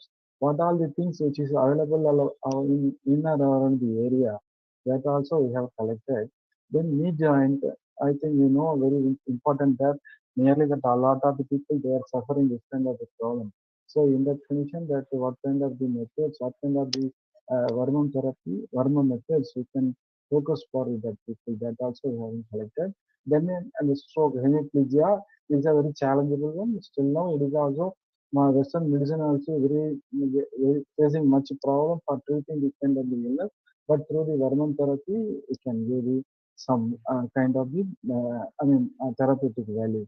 Then so primary healthcare problem nearly more. There are number of the problem is there, but uh, we have selected nearly 15 kinds of the problem. That problems we treated with some specialized Verma medical therapy under the banner of the Verma medical kit. So we developed a Verma medical kit exclusively for the primary healthcare problems. Then bronchial asthma. No, that the breathlessness is a nowadays it is a becoming a common one. Though it is a common one, there are sufferers and Western doctors also very difficult to cure this kind of the illness. So the Verma medical therapy is very useful for treating this kind of the illness through the simple methods. That is the important thing. The same thing also some of the joint problem like the shoulder, wrist, ankle, and these are the things that can be had documented. I have documented. Now, after the documentation, we have done for the some kind of the basic correctness. I mean, basic value addition. And this, after collection, after doing of the value addition, the same methods we have given training to the selected healers. The same healers also we have called and we explained the some kind of the R&D input and the some of the more validated things to the healers. So in that condition, nearly that some specific medicines also we have selected. Nearly that 5 medicines we have done the documentation as well as the done the microbial analysis to all kind of the basic standardization aspect uh, for the common problem, particularly fractures, traumatic swellings, and other common pain and swelling. So these are the medicine that is in Tamil, Varakiyenne, Varma Masium, Varma Medical Oil, Varma Powder, herbal paste like that. Because this is specialized Varma medicine and is available in the southern part of the area, but it is not highlighted in the other area. So in that condition, we have selected the initially 5 medicine for our own documentation and R&D intervention. So this is thing. Then documentation of the traditional Verma manipulation method, because manipulation is very important. Because one healer will do one different thing and another healer will different thing. So initially we have selected the 60 traditional Verma healer. So that all their practices have been documented in the all aspect, both in written documentation as well as the video documentations. So this is that. This is a So, sir, these third experiences are thing. already documented and you just collated them, or you just took the interview of those persons who have experienced, who have used this or practiced this Verman therapy? Yeah. First of all, first we written video and interaction. Then the interaction also we With the have done it. interaction, you documented. Yeah, the interaction will be documented. First of all, what we will observe, then we will do. Then after that, we will go for the interaction. The basic interaction we have done it, and this interaction also we have documented in the other aspects. Separately, we have documented. So this is the then. Varma points, the healing point is very important. That also you know, or all people know that the healing point. Say for example, any pain which is in our body, some kind of the point. If you press it and if you do the some kind of the massage, some specialized massage, the rotational massage, the pricking massage, the punching massage, like that, different kind of the massage. Easily that pain will be disappear. And moreover, so those who are having the even unbearable pain also, once you do this kind of the Varma manipulation, within 2 or 3 seconds, it will be much reduced. So In that aspect, this is also very important for the community. In that angle, we have exclusively done the survey and documentation for the pain related and neurological related, some kind of the special illness, illness. So So, here we have to say that these therapy give instantaneous relief to the patients in the pain. yeah, actually here there is what is the difference between the this Vermum points and as well as the our acupuncture and acupressure points. Because the Vermum point is once you give the pressure and stimulation, again need not to do it the same day. Once a time is enough that. So this Vermum point after the giving the proper training in the community as well as the and the change makers their understanding this value of the healing point, and after that they are also using this point to the whenever they are facing the uh, patients and the illness. So that is very useful things, and but it's not standardized because I told already that the same pain, so one person is treating the one point, the same pain also they're treating with the some other point with the others. So like that, different type of the people, and they are using different type of the Verma points for treating the even the single illness. So in that connection, we have documented the for selective pain, both in the first of all that knee joint pain, shoulder joint pain, neck pain, and the low back pain. Like that, they are different area we have documented. After the documentation, after doing the validation, again also we have disseminated to the local community, local healers, and change makers also. So the same thing also the bone setting practices.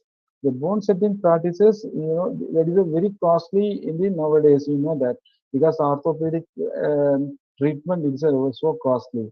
But here the cost wise is very cheap and moreover very affordable to our common people. It is acceptable to in the body condition also. Say for example, any the tendon fracture or ligament fracture or muscular any swelling or even that small crack or depressed whatever the fracture is there, simply we can treat with this Verma kinds of the Verma medicine as well as the specialized manipulation. So this also we have documented, and these I think also we have trained the lot of the people, and we, now lot of the these trained mother training also. Again, they are training the local interested person. Now they are treating the small illness and these traumatical illness also they are treating. So you see, though it is a medical and other things, a common person now those who are even crossing the first standard, second standard also, they traditionally, hereditarily, they are also doing this kind of illness. More than the 80 years, 100 years, 120 years, and the family-wise, the healers, they are treating with the bone setting methods. So this also is not being standardized. These methods also not been R&D inputted. So this also some the selective the bone setting methods. Say for example, the wrist joint fracture and the shoulder joint dislocation and patella dislocation angle. These are all the four things we have done the R&D input with the help of the our DST. Now it is also the ready and the exposed to the others also. So this here you see the some of the healing point. That is an important healing point. Now we are seeing the lot of the video clips in and around this. The small video clips also it exposes very great impact to the community for the primary health care problems. So like that, some of the which are the very important healing points.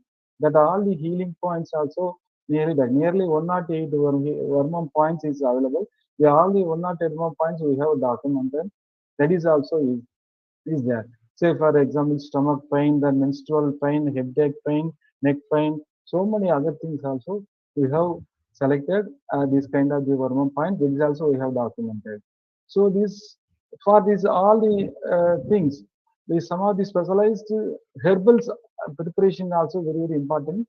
That is we are saying the Verma medicinal herbs because some of the medical medicines is very useful for the preparation of the Verma medicine. That's why here you are getting Verma medicinal herbs. Though it is a common, but because of the preparation, the specialized preparation, we are saying that Verma medicinal herbs. So in that condition, nearly that 100 herbs we have formed, because through the herbal garden also, a lot of the community, they are getting much benefit this. First of all, for the own health food purpose. Second thing also, they are also having a nursery and they are selling to the in and around the area. So like that also, Vivekananda Kendra has developed a number of the Vermont medicinal garden in and around the southern parts of the area, particularly for the Vermont medical therapy. So this is some of the kinds of the medicine.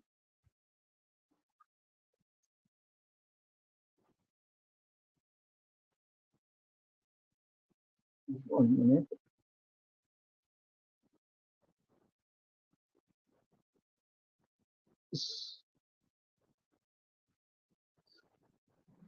The documentation of the various types of the Verma massage methods, because Verma massage is one of the very important one.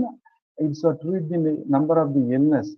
Through the massage itself, it can be treated number of the common primary health care problems, even both acute and chronic health care problems. So this is a specialized one, like Thai massage and other massage also, like our Panchakarma in Ayurvedic they are telling, but here also Varma is a specialized methods of the massage methods.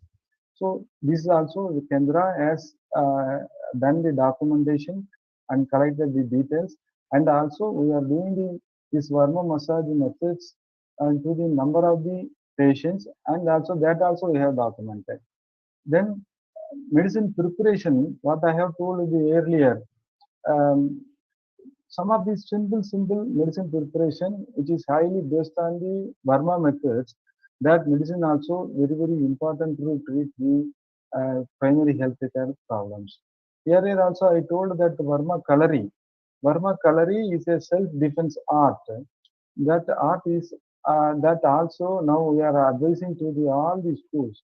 Now you see that our one of the our former our Ayush minister, he is also enjoying that Verma Kalari, the self-defense, the games. He is also enjoying, and moreover that he also understanding this kind of this method is not a only playing game. It is a kind of the asanam. So that's why Verma Kalari asanam. Now we are motivated to the in and around the schools and in and around the community also. Then in that connection, that we have organized nearly 25 numbers of the workshops and 9 national level workshops. That is also we have organizing, because this purpose for our purpose for the validation as well as the R&D input at that level. So Kendra has started for documenting all the Center for Excellence in the Hormone Therapy. So we have started the Hormone Research and Resource Center. So now the center has been opened by our Honorable Minister with our district collector. Now still is functioning and treating the number of the patients per day. So this Varmam Research and Research Therapy, now it is located in our Kendra campus itself. Now we are having some of the rural dispensary, rural Varmam center also in and around the districts. That is there. And regularly we are organizing number of the workshops and seminars and free medical camps.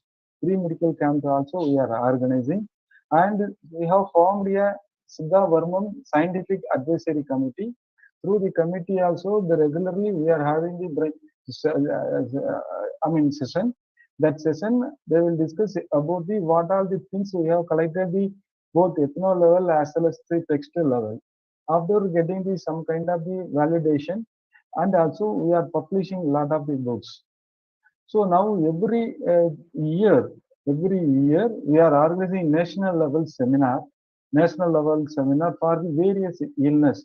So what kind of the documents we have collected? All the documents will be analyzed. After that, we are having a national level seminar.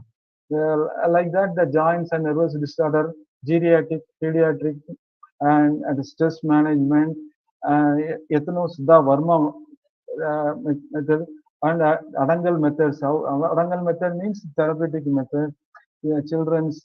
So like that, the different kind of the illness we will select in our thematic national seminar that will focus. During the seminar also, we will collect a lot of the things from the local healer. That after that seminar also we are publishing a handbook, and as well as we are releasing a DVD. So this is a number of the workshops and seminar and for the our R&D imported things.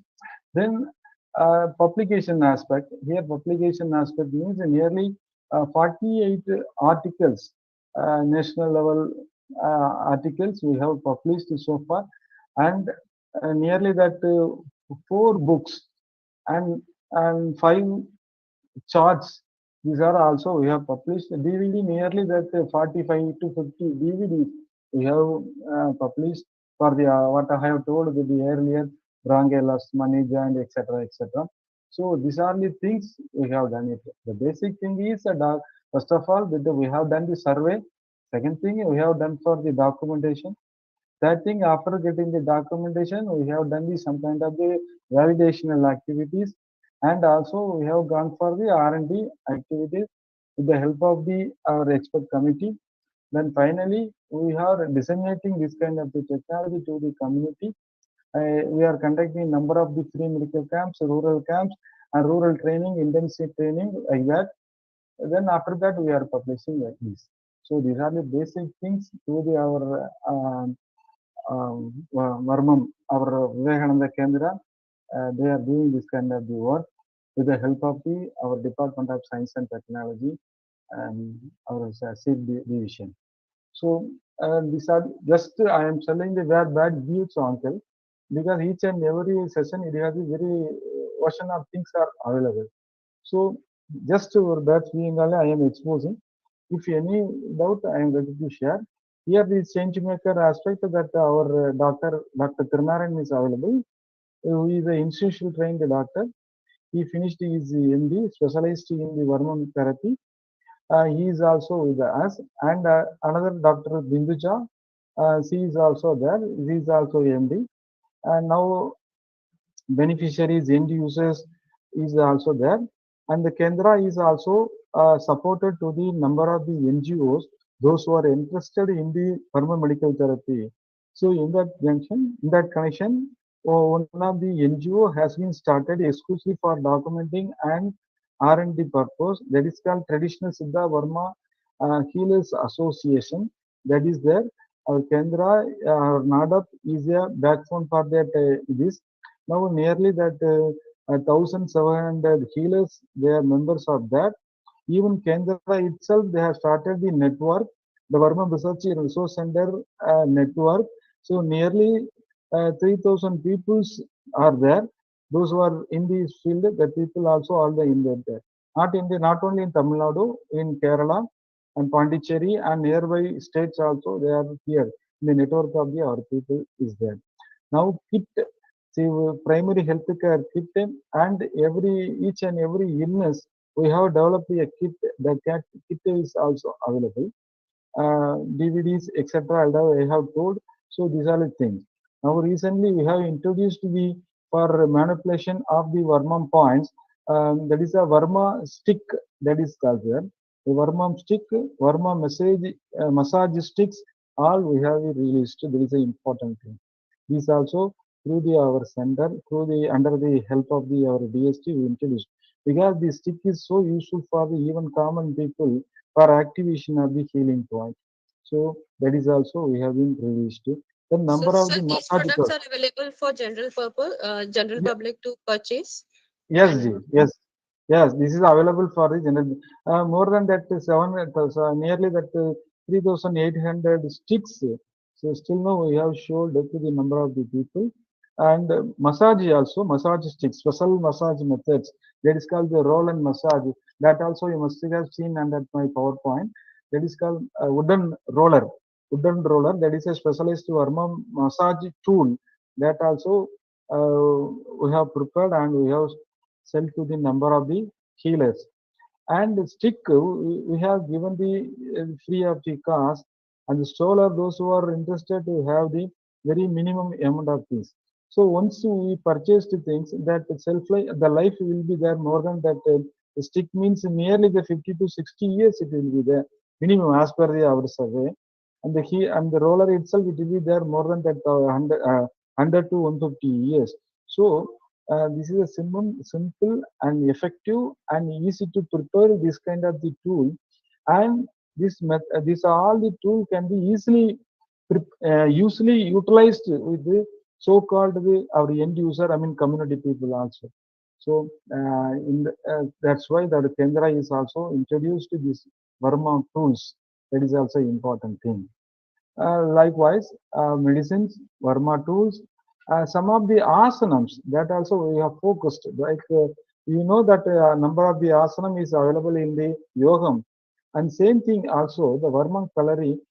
Nearly that 18 asanams, 18 kinds of the different posture. Kendra itself first focused to the enter the community, and these are all simple postures, simple asanams, so useful for the for their very primary health care problems. That also we have documented. So points wise, medicines wise, and massage wise, and this asana wise, these are all the ways we have done the documentation, as well as we have disseminated this knowledge to the entire people. Now a lot of the visitors, they are coming to the Kendra, and some people, they are very new to this Verma medical therapy. Though it is in part in Tamil Nadu and it is in Verma Ayurveda in Marma Sikicha, but here you are able to see the specialized one kind of the Verma medical. So a lot of people, they are also interested to know, they are interested to learn, though they are not in the Ayush field. In other field also, now they are coming forward to learn this Verma medical therapy. So this is happening in our center, and still we are giving, every year we are giving the intensive training for the selected the people in the all the aspect, institutional trained doctors aspect, community aspect, other faculty aspect, even that foreigners also. So the all the aspect we are giving, we are disseminating this knowledge to the people. So this is going on. Now I think that here our Dr. Tirnaran is also there in that line. He is also one of the change maker. So he will explain about his illness, and after that we can have a discussion. Please. Sure. First of all, sir, Tirunana and sir, welcome aboard, sir. I just want to ask very first question, that what inspired you to practice this Siddha Varman therapy? This Actually, ancient it was an very. Actually, Yes, it is an very good research in pain management and all type of pain, not only in joint pain, in renal pain, and all type of pain management. It will give very excellent result. We can practice it without any effect, and it will be very cost effective. That was the inspiration I got to select this treatment methods. Okay, sir. So, what type of workshops or awareness programs you conduct to make the people know about this therapy and make the people connect with you? Actually, Vivekananda Kendra is conducting different type of workshops and seminars and the conference related to Varma Marutvam. In that, almost all the experts in this field are invited as faculties. Both the institutionally qualified doctors as well as the traditional Siddha Vaidyas and Asans are giving training to us. So that here we are learning different school of thoughts related to Varma Marutvam in a single place. It saves our time and energy. And also here they are teaching the Varmam point with reference to the traditional Varmam manuscripts like Varma Birangi. So it boosts our confidence level. And another one thing is here they are teaching folk food Varmam practices. This was very special in that we can't learn anywhere anywhere in the other places. These are the things we are doing in the community. So any type of like educational qualification you need to learn this therapy, or anybody can learn? Anybody can learn. Who are interested in Marutvam, they can learn. So type of theoretical teaching is also giving to you people, or directly the practical sessions are giving from this? Yeah, both theoretical as well as practical sections are there. First, they will give theoretical sections regarding that Varmam points and that our body anatomy and physiology they will teach. After that, they will give practical training. So, sir, being the change maker, you must have connect the society, the actual community to the Verma Research Center. So, how the community responded? Is there what type of acceptance you saw in the community when you take this therapy to them? Community are very much interested to accept this therapy. They are very much interested to learn and they practice. As it was a self-curing therapy, they are very much interested in this therapy. So, sir, how you selected the workshop areas? That what are your selection criteria when you're choosing a station for conducting a workshop or awareness program? Sorry, ma'am, I couldn't get you. Sir, like when you are conducting a workshop, how do you select the place or the location where you want to conduct this? It's completely the rural area where you conduct the this awareness workshops. No. Actually, we will choose a place where all the people surrounding area can reach with the facilities available. Like that, we will choose.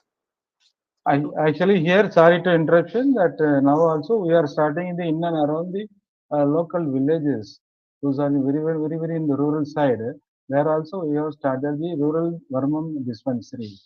Through the dispensary also we are treating the number of the people, community people. That's one, so I want to stress and highlight these issues. Okay, that's wonderful, sir.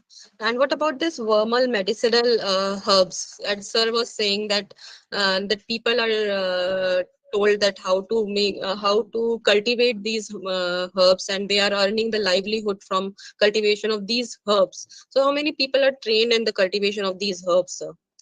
Yes, sir. Around more than 200. Yes. Yes, actually, that we are focusing for this medicinal plant both in livelihood security and healthhood security. So the livelihood security, we are focusing that what kind of the medicinal plants we can grow in and nearby our house, nearby the community places. That helps we are focusing. Nearly 15 herbs we have selected for the mass level nursery raising preparation. So that also we given the training to them. Now some of the people, they are also raising their nursery and they are selling these kind of the saplings also. Okay, sir. So these saplings are available at your resource centers only? Yeah, yes. No, our resource center is available, and some of the mother training, those who are the people also, they are having this kind of the saplings because of the availability of the nearby people. Instead of coming to the Kendra in every time, they can also get it in the nearby places. So mother training we have selected, that people also they are having this kind of the vermin related medicinal plants. Thank you so much, Ganpati sir. Yeah, Tirunanan sir, you want to share something with us? Oh, Kati.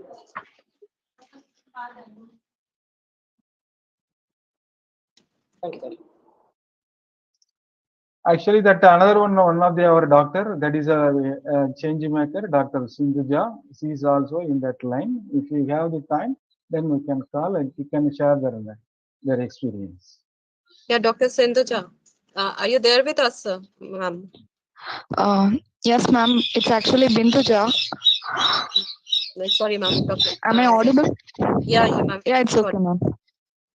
Ma'am, can you share your experience with us? That how this, like, what is your experience in taking this Siddha Varmam therapy to the society? Well, actually, I've been practicing. Community using this therapy to treat their their health issues. Okay, ma'am. Actually, I've been practicing Siddha Varmam for the past 8 years, and all through these years, actually, I'm a Siddha doctor. So we visit patients occasionally, even in our colleges or in our private practice. we take care of patients occasionally, and the most successful treatment which I have given so far is Varmam treatment. So the reason is mostly patients, they don't want to do any exercise. I'm not sure if it's the same there, but in Tamil Nadu, patients usually prefer the being treated by the doctors personally. So in case I'm treating a patient, I should be physically stable and physically strong for treating anyone who is suffering from any illness. Especially when it comes to pain, I'd have to make sure that each and every patient who comes in for treatment is getting relief and then going out of the treatment hall. So the most successful one, as I said earlier, is Siddha Varmam. Say for example, the most common ailment which we face here now, that is during this heated climate, is tension headaches or heat stroke headaches. So say for example, here in VK Varma department Kendra, they teach us how to teach the patients to do the Varma points. Say for example, there will be 2 or 3 manipulations for each and every point. We are taught all these manipulation techniques. Say, so in case of a heat stroke headache, just placing the finger on your bindi point, that is, it's very common in India to place bindis in our forehead, right? So placing your finger on your bindi point and giving occasional strokes would relieve the heat stroke headaches. We learn it as Tilarda Kalam, the Varma point which has been mentioned in our text is Tilarda Kalam. Usually the doctor can also do the same, but we are being taught in Kendra how to teach the patients to do the same. So the comparison was something which is available only in Kendra, and hence I think this would be sufficient to prove that how Kendra teaches us to treat the patients, and also the success is also good. Thank you. Next, may I know the next question, please?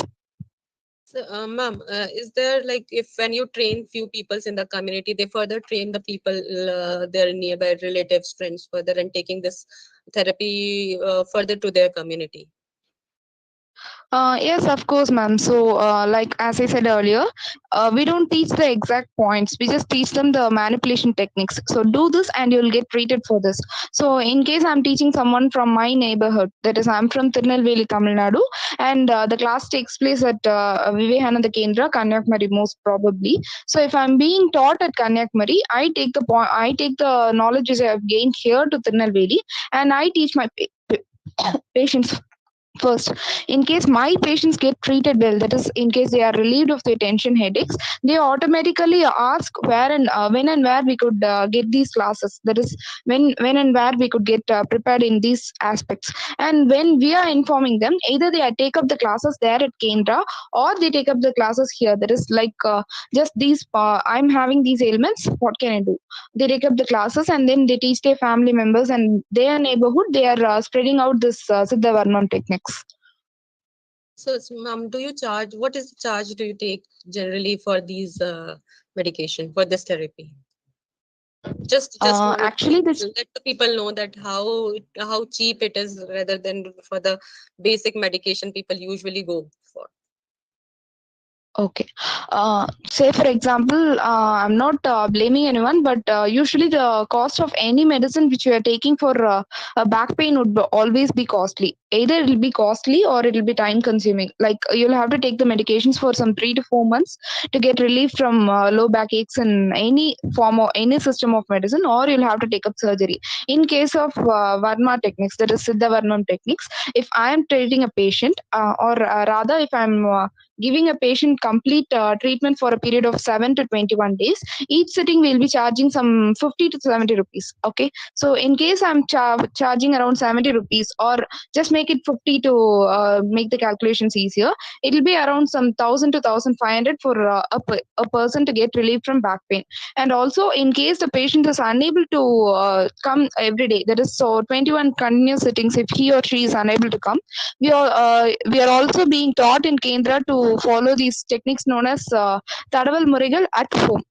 Say for example, a PVC pipe which is available at your home could also provide the same treatment which we do. We are just in Kendra, we are just being taught how to use household appliances for treating yourself. So the cost is also much lesser when compared to the modern aspects which are available now. That's wonderful, ma'am. Yes, sir. Ganpati sir want to add something to it. Sir, you are on mute. It is unimaginable the comparison of the cost-wise analysis. But here you can't believe that cost-wise, boldly we can say more than that 1 part of the 100. Say for example, the same medication is spending for the Western medicine, the 100 rupees means here we can easily say it is a 1 rupee, because that much very cost-effective method is lot of things is available in the our Varma medical therapy.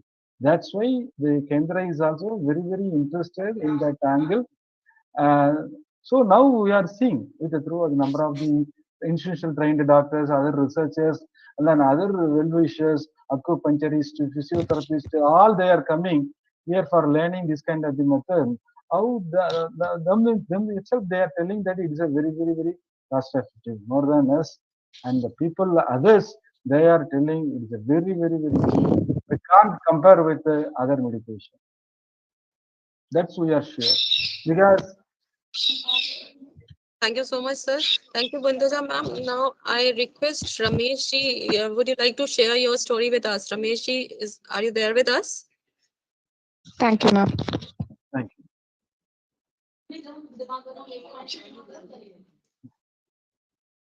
Ramesh ji, or any Ramesh, other society representative?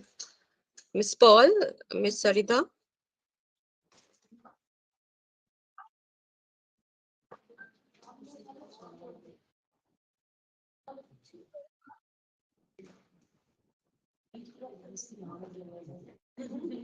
Miss Kalaya Rasi ji. Actually, Yeah. these Yes, are all sir. the people, they will know only the Tamil. So You can translate your question. Yes, sir. yeah, sure. Dr. Tirnarayan, that nearby that.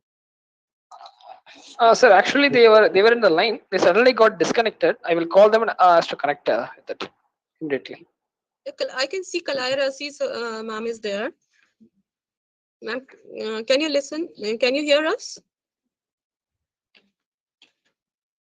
Hello.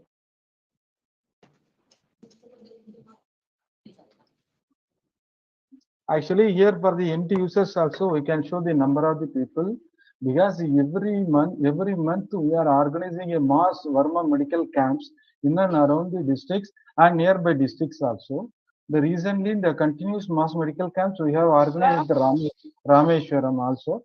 There also the per camp minimum 300 to 500 patients they will attend it, and we are doing the massage, Varma points application, Varma medicine, all the things. So the end users now here we are going to tell about the two end users that people also now still they are within us. They will expose their experience. Sure, sir. It will be great if any of the beneficiaries will be able to share his or her experience. Yes.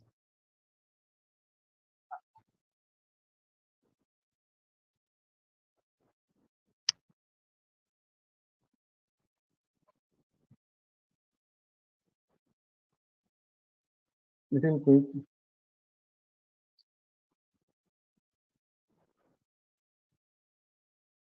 No problem, sir. In that case, Thiru Narayanan, sir, will you like to share Ramesh ji's story with us? By the time Ramesh Yeah, ji is madam, I can joining. share. Yeah, Yeah, madam. Actually, Ravashi got fell down and he got on a heavy injury in that lumbar spine. He went to the nearby doctor, orthopedic doctor, and after doing all the investigation, they referred him for a surgery, as he got feared of that surgery and it was more cost. He came to Vivekananda Kendra Varmam Center, and we have treated him with Varmam point stimulation and herbal medicines and Varmam massages. He got very good improvement within 3 months. Within three, initially after the injury, he couldn't able to walk without support. After 3 months of treatment, he can walk really good. It was his experience. He joined the call just 10 minutes before. I don't know what happened to him. His call got disconnected. I don't know. This was his experience that he want to share with us. No problem, sir. So it took around 3 months for him to recover. As Yeah, compared, yeah, as compared to Western medicines, sorry, madam. yeah, yes, sir. As compared to Western medicines, can you compare like how much time will it take and how much time like you are saying that 3 months? Actually, in that, actually he had a injury in the lumbar spine, like hairline fracture. In modern side, they will have a surgery. Surgery after it will take more months. After surgery, also they will have a lot of complications like sciatic pain and referring pain. But when we are treating here, it will be more cost effective, and they will get they will not have any complications after the treatment. They will feel completely good after the treatment. That was the difference. Even the modern medicine, it will take around 6 months to recover from that. That we can. So so it seems that it has lots of additional points Yeah. as compared to Western medicines. It's cost effective. It's time consuming as well. It's no further medical Yeah. complication has been seen in this therapy. Definitely, So, definitely, madam. Definitely, madam. will Kalai Rasi ma'am is able to share her story with us? Wait a minute, ma'am. I will call her. I can see her in our participant list. Yes, ma'am. Kale, hello, hello. Yeah, ma'am. Yeah, ma'am. We can hear you. Please. Yes, ma'am. Only Tamil. நான் கலையரசி என்ன தமிழை சொல்லுங்க. நான் எனக்கு நான் என் பேர் கலையரசி. என்னோட வயசு என்னன்னா 36 ஆகுது. எனக்கு வந்து ஒரு 3 years ஆட்டு வந்து தலைவலியும் கழுத்து வலி மட்டும் இருந்துச்சு. அப்புறம் வெளியில எல்லாம் நிறைய ட்ரீட்மெண்ட் எடுத்தோம். அடுத்த சமயத்துல எதுவுமே நமக்கு இம்ப்ரூவ்மெண்ட் எதுவுமே இல்ல. ஒரு 2 வருஷம் 2.5 வருஷம் வெளியில எடுத்த சமயத்துல எந்த ஒரு இம்ப்ரூவ்மெண்ட்டும் இல்ல. அதுக்கப்புறம் ஒரு வெளியில சொல்லி தெரிஞ்சு கேள்விப்பட்டு நான் இங்க வந்த கேந்திரத்துல வந்து சித்தவர்மத்துல வந்து ட்ரீட்மெண்ட் எடுக்க ஆரம்பிச்சேன். வந்த முதல் நாளே நல்ல ஒரு இம்ப்ரூவ்மெண்ட், நல்ல ரிலீஃபா இருந்துச்சு. அதுக்கப்புறம் ஒரு 15 நாள் கொடுத்தாங்க, நல்ல ட்ரீட்மெண்ட் கொடுத்தாங்க. எனக்கு வந்து அந்த தலைவலி எதுவும் இல்ல. நல்ல வர்ம மசாஜ் பாயிண்ட் கொடுத்து நல்ல எந்த ஒரு 15 நாள் எடுத்த எந்த ஒரு வலியும், எந்த கழுத்து வலியும், எந்த ஒரு இதுவும் இல்ல. இப்ப நல்ல ஒரு ரெக்கவர் ஆயிடுச்சு. Actually, what she is telling that his name is he is suffering from the headache as well as the low back pain and cervical pain. So after coming and getting the Varma points here, the Varma therapy from our Kendra Varma Research Center, she got much benefited even within 15 days. So this is a matter she is narrating. Such a wonderful therapy. She has got much experience in this.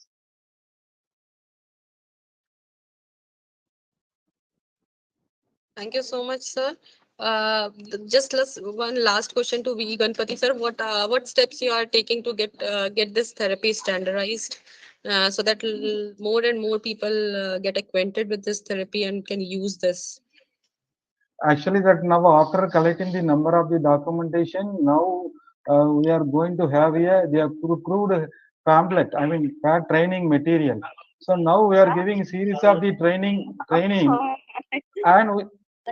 and with the help of the standardized scientific advisory committee on the Varma medical therapy, now we have selected the one textbook for the validational purpose. So whatever the manipulation we have collected the in and around the area, now we are comparing with the local available institutional trained text.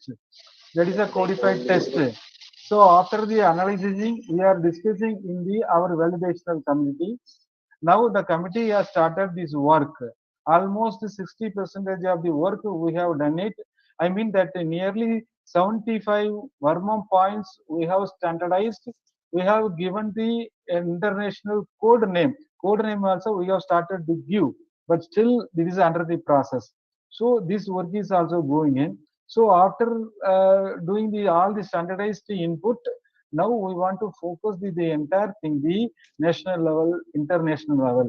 So in that angle also we are regularly having the national level workshops, seminars, and we are also giving the special guest lecture to the various parts of the country. with the help of the CCRS, CCRAS, and department of the Ayush itself, and number of the other department, research faculty, health faculty also.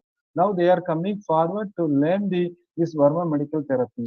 Say for example, the National Acupuncture Association, National Physiotherapy Association, they are also now interested to learn this Verma medical therapy.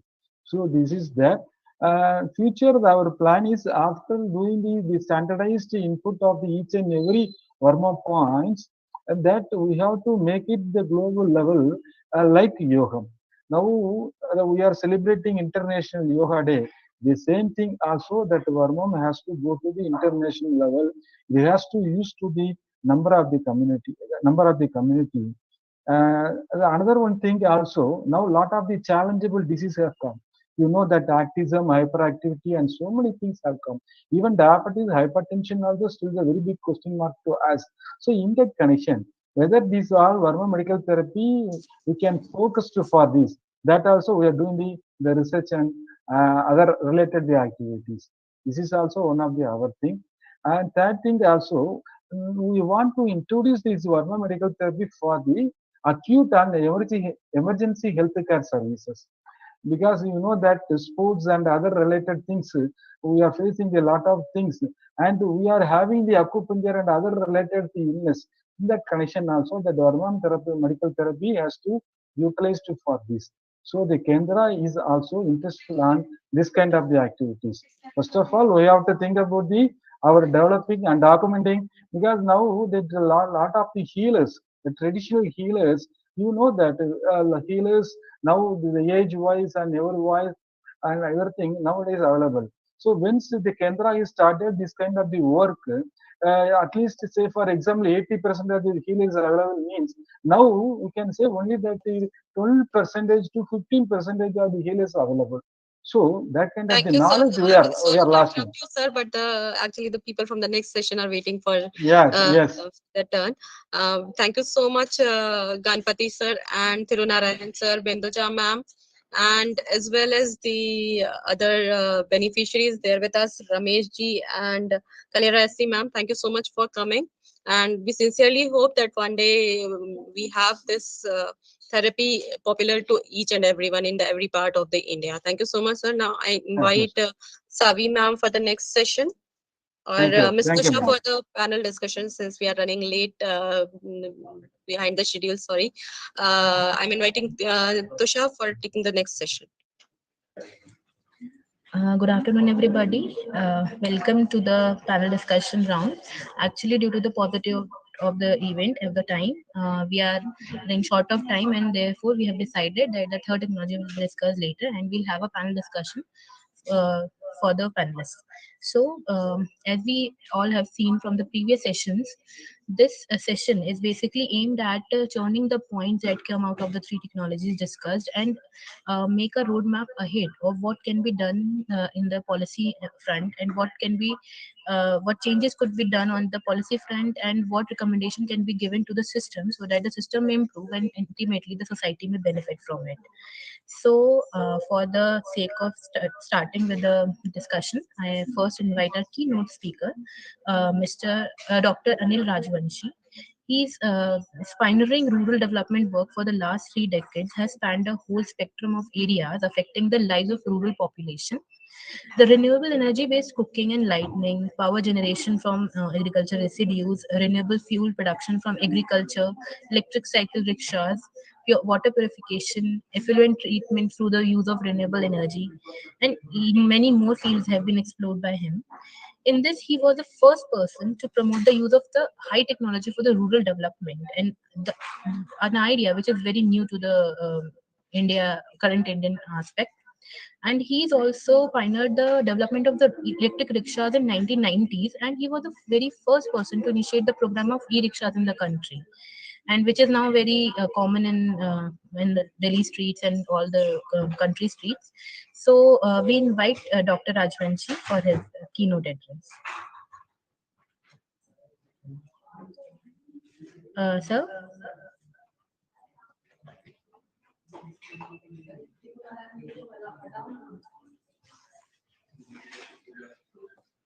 Anil sir, are you there?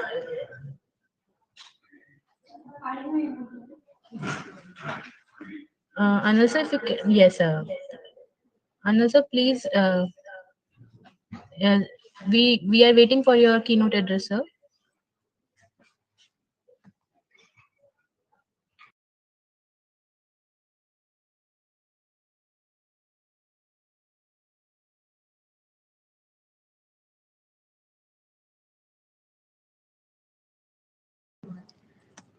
Since Anil sir might be facing some technical issues, we'll start with our next panelist, Dr. George John. He was a former senior advisor at Department of Biotechnology, Government of India, and has been former vice chancellor of Birsa Agriculture University, Ranchi. He has more than of 35 years of experience as a scientist and research manager in Indian and international organizations, and currently he is associated with Dipalya, an NGO for education for underprivileged children. Sir, we invite you for your respected comments. Thank you. Am I audible? Yes, sir, you are very much audible, sir. Okay. Good afternoon to all of you. It's been a kind of a marathon session, and since people have remained here, I'm sure that they find it interesting.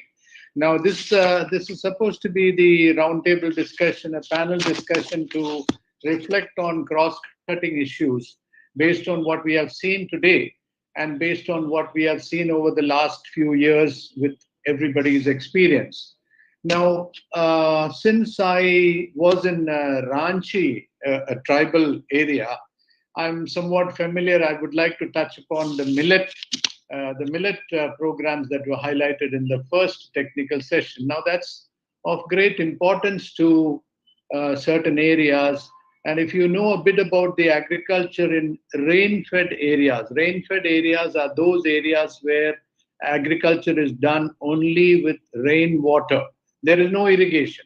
So it's kind of a water constricted area, and not all crops grow. Now, if you look at the tribal areas, most of them were growing these millets, which were highly nutritious, which took care of their nutrition, and this has been going on for generations.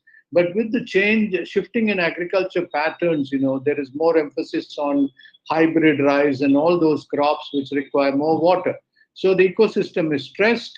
And not only that, when you have a shift in the traditional grain system and the traditional food production system, there is obviously, consequence on the health of the people who depend on them.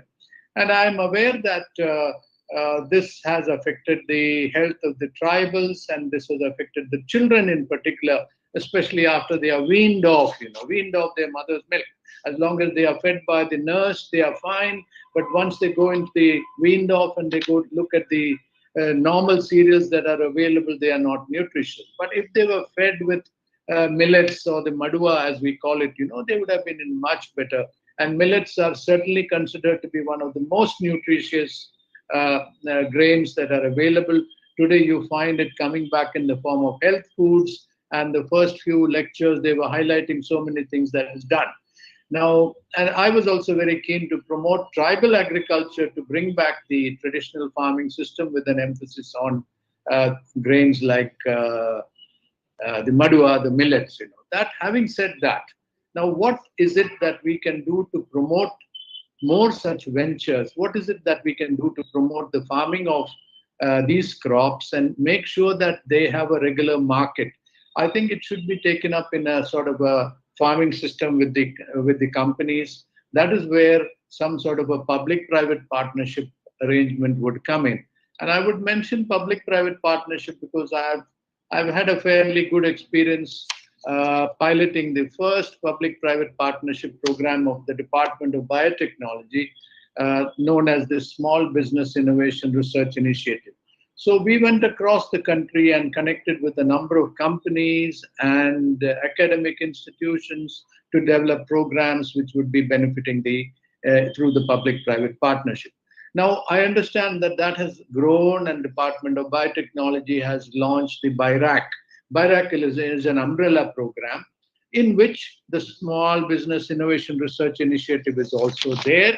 And that comes under the ideation to the late stage age. Now, I would advise all those planners and policymakers, or even students who are here, to visit the BIRAC website, not because it's my former department, but then you have an umbrella where you can have so many programs which can be used for benefit of the society. I'm also happy to see that they have a special section for social innovation, and that's what is relevant to the discussion here, because we are looking at what can be done for societal good and nurture local innovation. I'm referring to that theme for today's discussion, and I would say that those who are interested should look at the social innovation window under the BIRAC program. There are many programs which are possible there.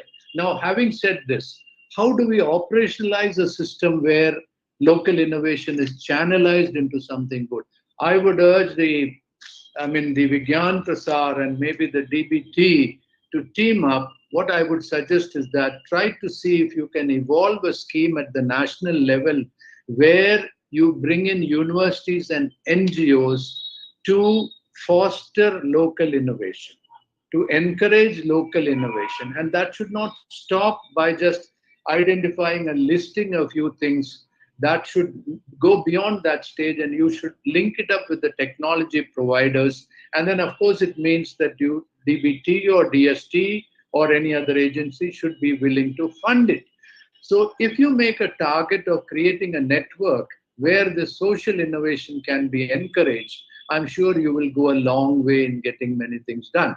Now, my concept of an NGO was different till I joined Deepalaya, which is an NGO which works for underprivileged children. So the challenges are there, but then we also have the flexibility of doing very many things if we have the right kind of funds. So what I would suggest is that Vigyan Prasar should look at a program where local innovation is fostered in a very structured manner. Now, as regards fund availability, I would say that there is considerable fund. In fact, some of the funds are not even tapped adequately. See, many people do not know the opportunities that are available in the different sectors through the government schemes. Even something like biotechnology, there is so much of inadequate information among the end users, the student. What do I do for biotechnology? What masters do I do? After masters, what can I do? So these are questions that are always there. And when you are looking at the space of innovation, the situation is more challenging. So I would suggest that you should create a system where you would encourage the local universities and the NGOs to connect with the local self-help groups, maybe self-help groups and other society groups, to see if there is any local innovation that can be fostered. And you should go to the direct end users. If you're talking about the agricultural farmers, people who are engaged in agriculture, you should connect with the agriculture people. I know that the Indian Council of Agriculture Research is doing a great job, but then not all is done by them. There are still critical gaps which are missing. Well, I've been an ICR scientist also, so I'm, despite though I've been in DBT and in ICR, I would still say that whatever I was part of also is not complete. There are still so many gaps. And if you have an innovative approach to create something to tap innovation, I'm sure you'll go a long way. I would, with these brief remarks, I would now pass it on to the next panelist, and I'll be happy to take some questions at the end of this session. So let me once again compliment you for bringing together this wonderful interaction. I would once again, a message that I leave with you is, you look at the responses that you get from people during these interactions and see how many of them are being followed and how many of them you can kind of connect. I would suggest that participants in this group should become an informal alumni of your DST, so that you remain connected with those people who have participated in your interactions. And I'm sure they'll give you a lot of their learning experience, which will strengthen your current program and this initiative. Wonderful. Congratulations. Thank you so much, sir, for your message. And this was the main soul of the program that we are conducting. That we give an interaction with the community leaders, with the beneficiaries that we have under the various ministerial programs, and we can get their feedback and we can learn from their experiences that we have, so that we can get the lessons and get into being the into churning the points and getting the policies recommended, and very many faces are there for the improvement and all. So this message will always remain with us, sir. And like after the session, with every session we are coming up with a number of learnings and points that we gather, and we'll be presenting it before the committee and before the society as well, most probably in the month of August, as it is a part of the 75th Independence Day celebration. So we hope that these points will be covered in this session. And like the point that you raised of integrating the university and college students with the SHGs and with the department and main research areas, there are policies of DST and DBT as well, which integrate this kind of concept into being. So since you have been associated with DBT, what has been your experience regarding that? Because we have Star College scheme of DBT, wherein some of the selected colleges of the country are given the research capacities so that they can come up with some innovation.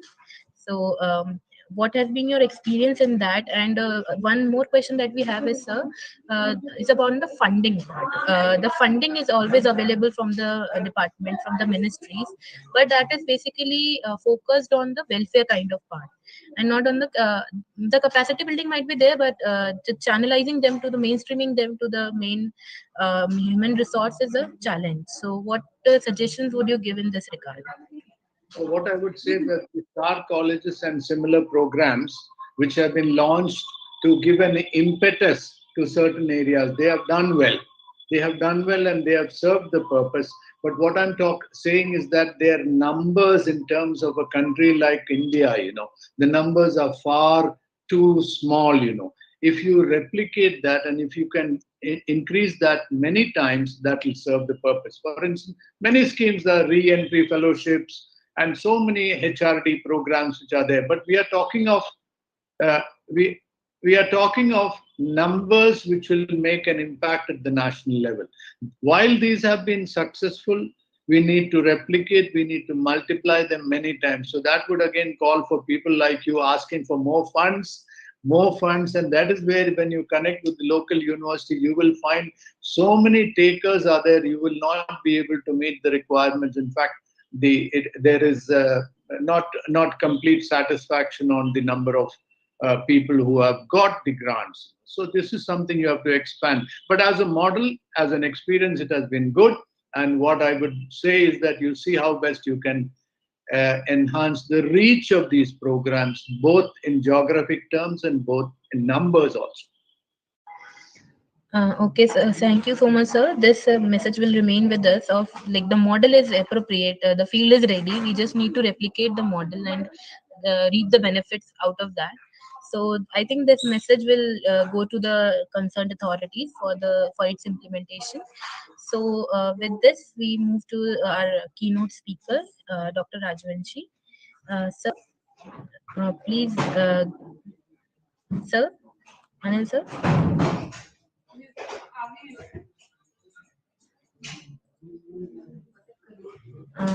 Anil sir, please respond if your technical issue has been resolved.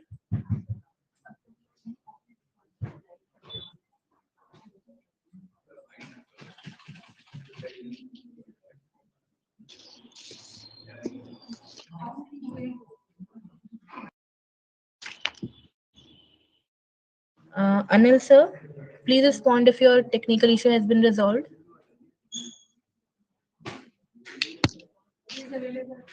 He's not. He is available, but he's not responding.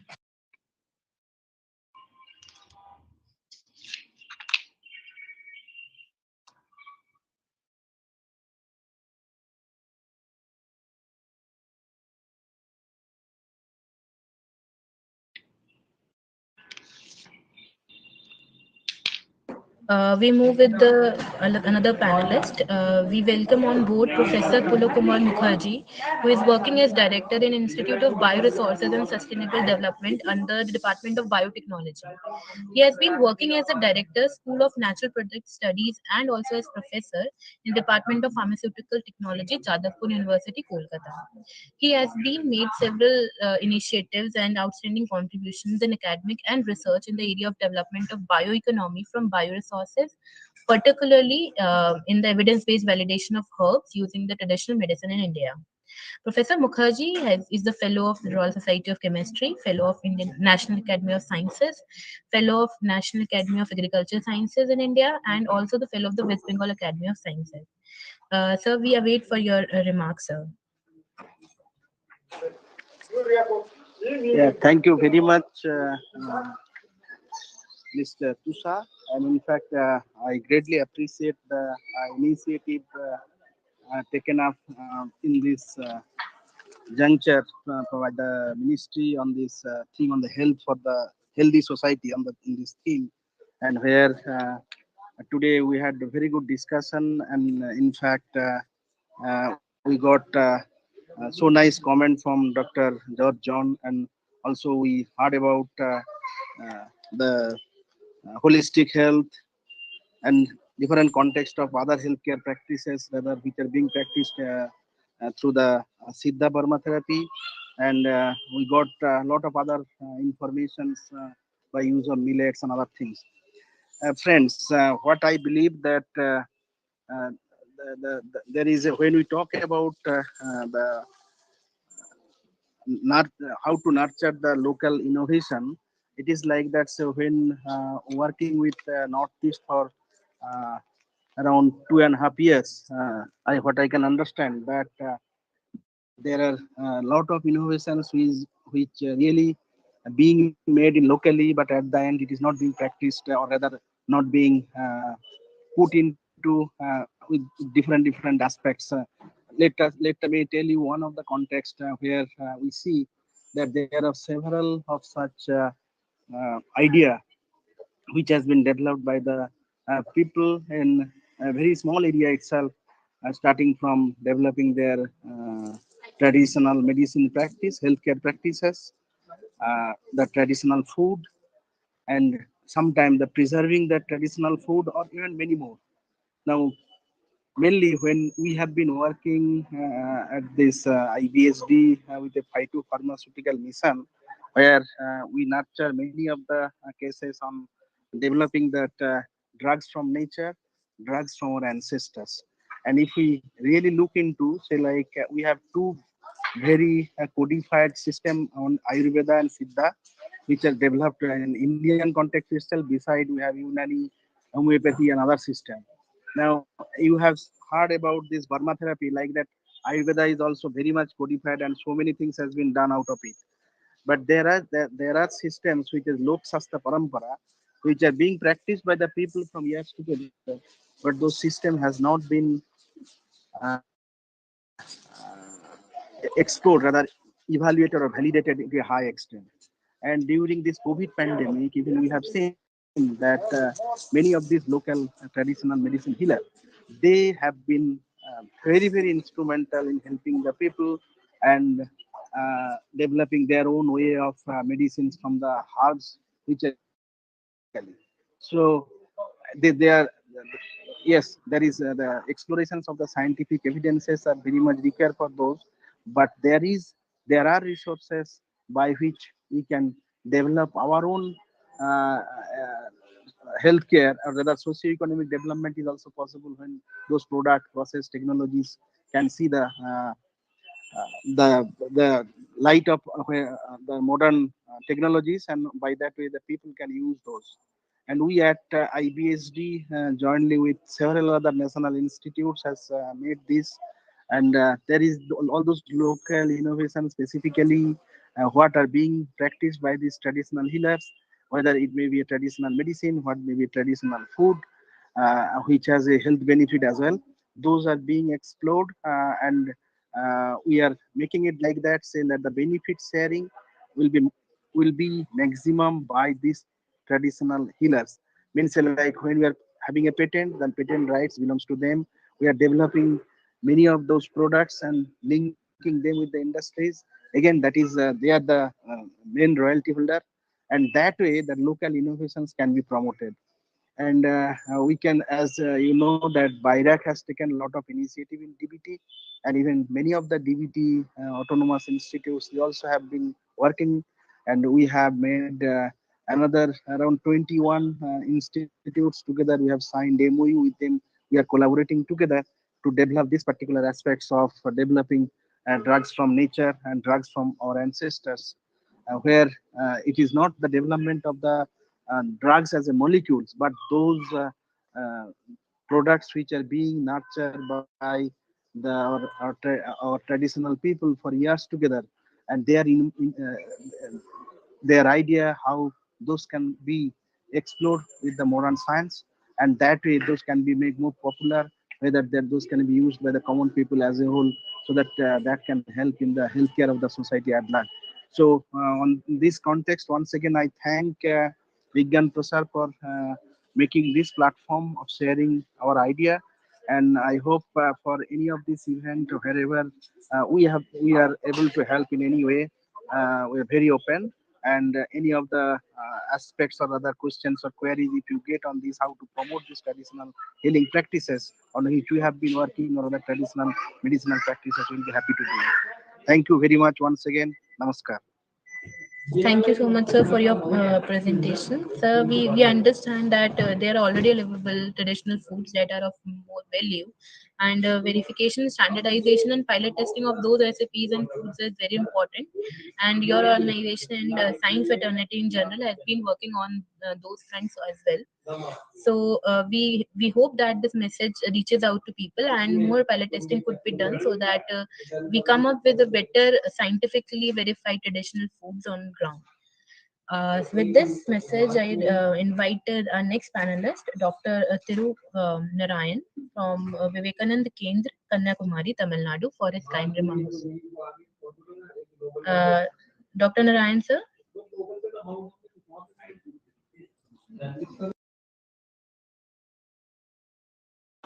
Dr. Narayan, sir, please respond if you can hear us.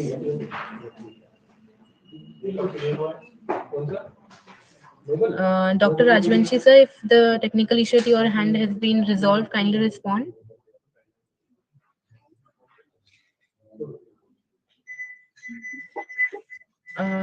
Please respond, Tirunarayan, sir, please respond.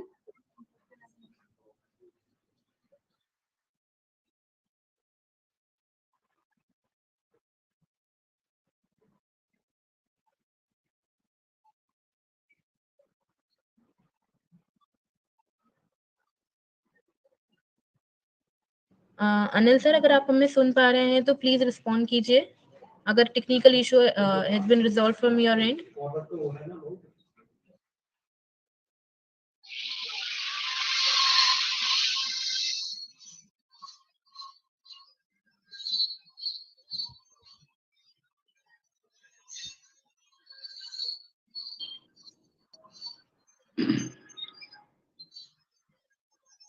Anil Rajvanshi is listed in the participant. Yes, sir, we can see that, and when we are contacting him, he said that he is available, and due to some reasons, he is not able to turn on his mic and like be in contact with us.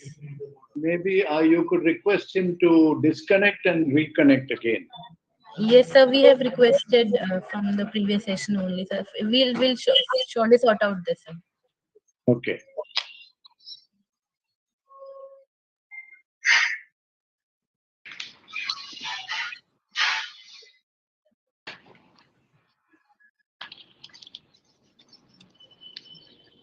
Dr. Tirunarayan, sir, if you can hear us, please respond.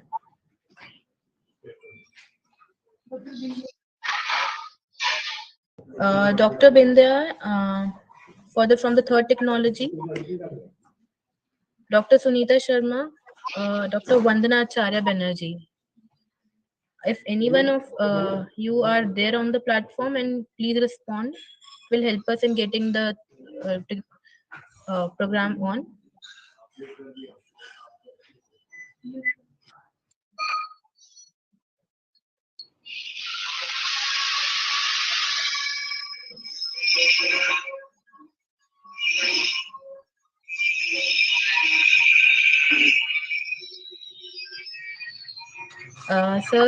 George, sir. So for the sake of keeping the program on and let the things go, so we would like to hear from you your experiences as a senior advisor in DBT and the way you have been dealing with the public-private partnership at BIREC and the things like that. Is that question directed to whom? Sir, you, sir, I'm requesting you, sir, for sharing your experiences as a senior advisor. Okay. What specifically would you like to know? Sir, your experiences in the way that how engaging the people were when DBT used to contact the community and how they responded in the sense that were they interested only in the welfare part or they did really understand the importance of science in their lives and get it done on the field. I would say that since it was the first program of the DBT, it was the first pioneering program of the Department of Biotechnology. But I must say that public-private partnerships have been in existence before that also.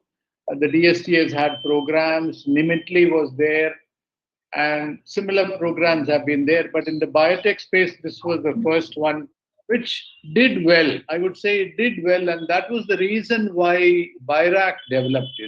BIRAC was, a welcome development as a result of the successful implementation of the SBIRI.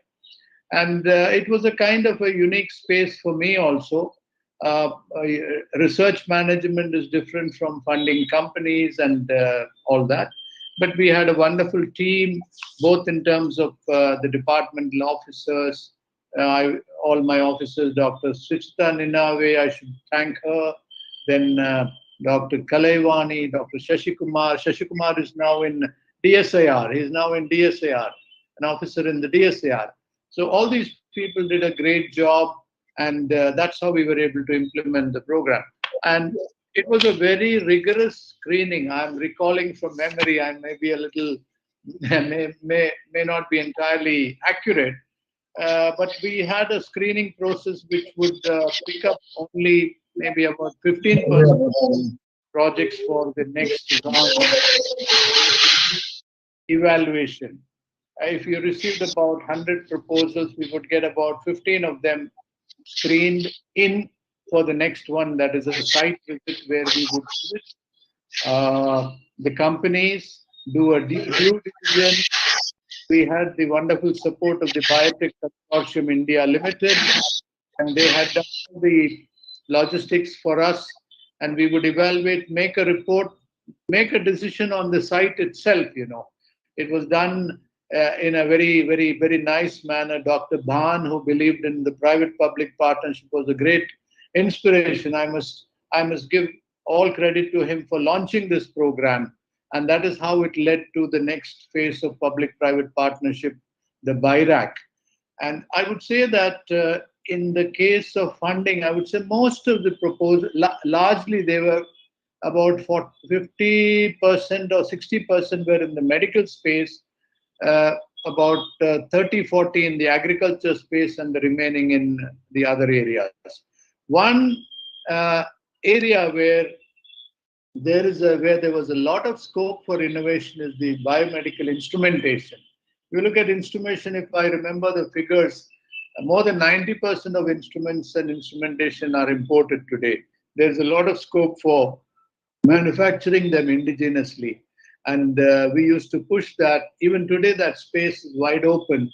So if you can look at innovation, try to promote instrumentation, how they can be, made in India, manufactured in India, and make in India should give you a lot of strength in indigenizing many of these things and developing them locally. So on the whole, it was a very interesting experience. I think when I was there, I must have funded about 150 companies, both in terms of grants. We used to give grants up to 50 lakhs. and soft loans up to 20 lakhs. Soft in the sense they were really soft because only 2% interest. So I would say the ultra soft loans, and many companies have done well. And today, when I look back, I do get feedback from some of them saying that, yeah, you did come and help us, and they are companies standing on their own and market value, which is quite good. I won't name the companies, but some of them have done very well.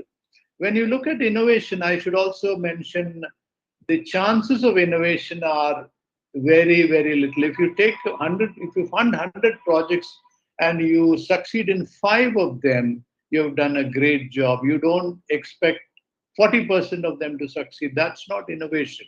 You can do an R&D program, but when you look at technology development and innovation to succeed, your success rate is much, much lower. And what they call, when they describe the innovation process itself, they say you reach a something known as the valley of death, where most of the projects will get, they fail and they are out of the market. But you still look for those few winners, and they are more than enough to keep your system going. And that's true with drug development. People who are in the business of drug development, they find that every other drug developed must be $1 billion, but then how many of them reach that stage? So somebody was telling a person who's in the drug development, his only wish is that it should fail as early as possible. If it fails in the first stage, then he doesn't have to spend money, rather than failing at the penultimate stage where he spends almost the entire money and still not able to get it into the market. It's a strange prayer, but then that's what they do, because they would like to get out of it if it is not going to succeed. So that's the very interesting scenario that we have with innovation. And we need to do, as I said earlier also, we need to increase the volumes of our effort. We need to get more partners into it, and we need to pump in more money. Only then we will be able to meet the requirements of our country. And I'm sure there is so much out there to be done. There are so many people with bright ideas, some of them not having the adequate resources or the reach to the agencies concerned. That is something that you have to do. We used to have something known as SBRI. We used to have something known as road shows. Road shows, what we meant, not the political road shows.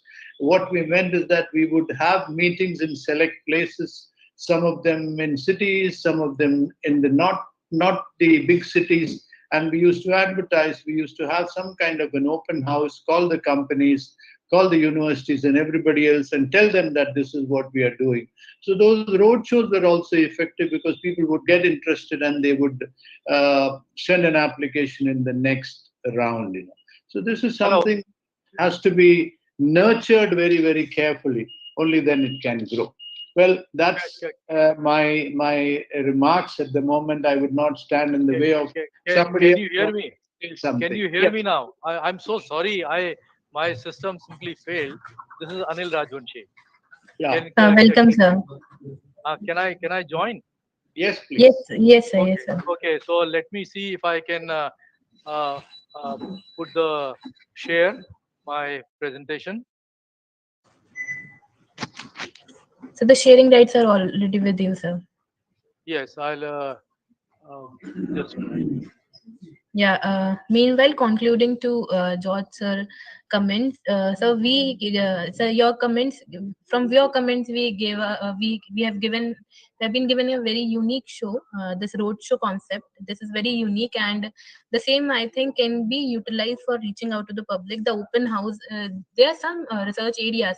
Some research labs do organize open houses from time to time, but I think this should be with a daily output kind of thing to the research labs, and that is the only way people, the labs and the scientists may interact with the local public, and we can get the input from them, the real beneficiaries that we may call, that how to go about the technologies that they develop and get it done on the field. So that is a very unique concept that we now we project it on our report for of the road shows, not the political road shows, but the technological road shows may also be there on the road. So so that it becomes the daily chit chat of the country. If we are daily chit chatting about a political concept, why not a technological concept? So this should be the daily chit chat of the group of the common consensus of the country, and for that we have to that the scientific fraternity has to take up the road show for the at the technological front. Sir Rajvanshi sir, if your Yes. PPT, yeah. Yes. Now the PPT is giving me trouble. Anyway, my name is Anil Rajvanshi. I run a small NGO called Nimkar Agriculture Research Institute, and I actually I had prepared a short PPT, and somehow it is just not coming. I don't know what's.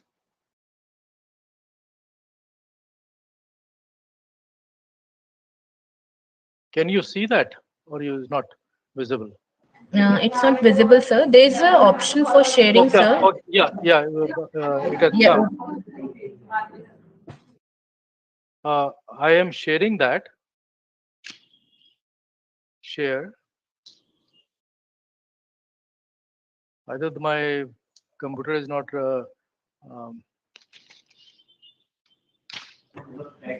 It is still not shared, sir.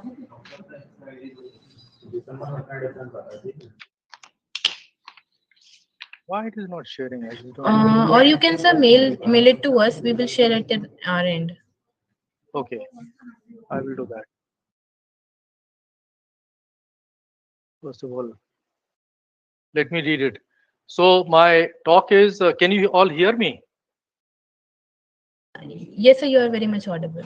Okay. Now the talk is strengthen and nurture the local innovation. That is what the theme of the this session is, and I run this small institute called Nimkar Agriculture Research Institute.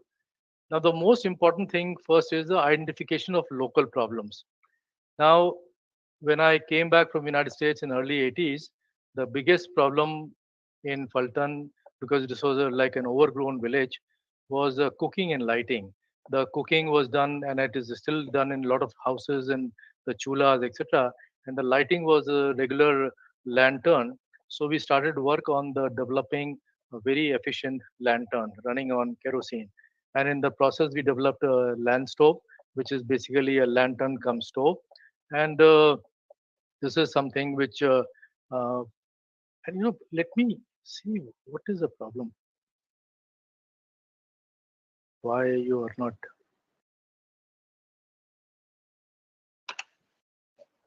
I don't know what's really. Sir,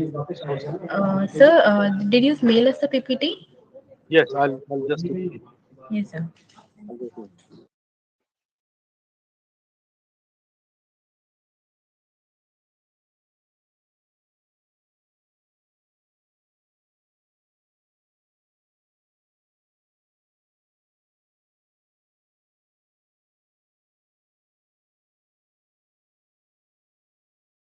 Just being very slow, I think, my system.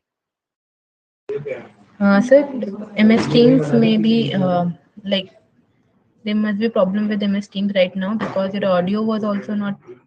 Yeah, because and then I shut it off everything, and then I again put it on, and then finally the audio. Okay, so I will just mail you. Yes, sir. We will put it on from our side, sir.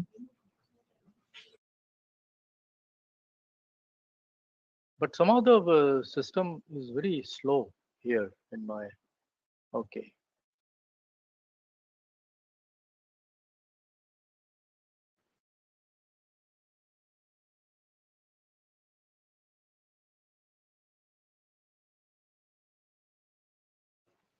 Okay, have you gotten it? So we'll check the mail shortly.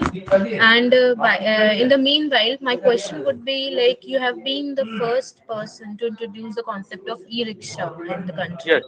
Yes. So, what has been your experience in that regard? Like, Okay. was it Now, acceptable in the 1990s that in the years that you introduced, and what was your experience regarding that? so see, basically, I come from Lucknow, so I was always very intrigued by rickshaw, and then I always felt that it was very sad that one person would be taking the other person on his shoulders so as to speak. And so so when I in 1990s I came to realize, because I was used to go to United States and meet some of my friends, that some very innovative things had started happening in the DC motors. So I said, maybe why can't I attack this problem in the new way? So I came back. Then in 1995, I started this program, and at that time, nobody in the world even thought about e-rickshaws. So it had a very difficult time locating a motor. Finally, I found a guy who was in Pune, and we worked a lot with him. So he would give me the motor. I would put it. First of all, I got the rickshaws from Lucknow. Then we modified the rickshaws to make them light, and then we put the electric motor and the batteries.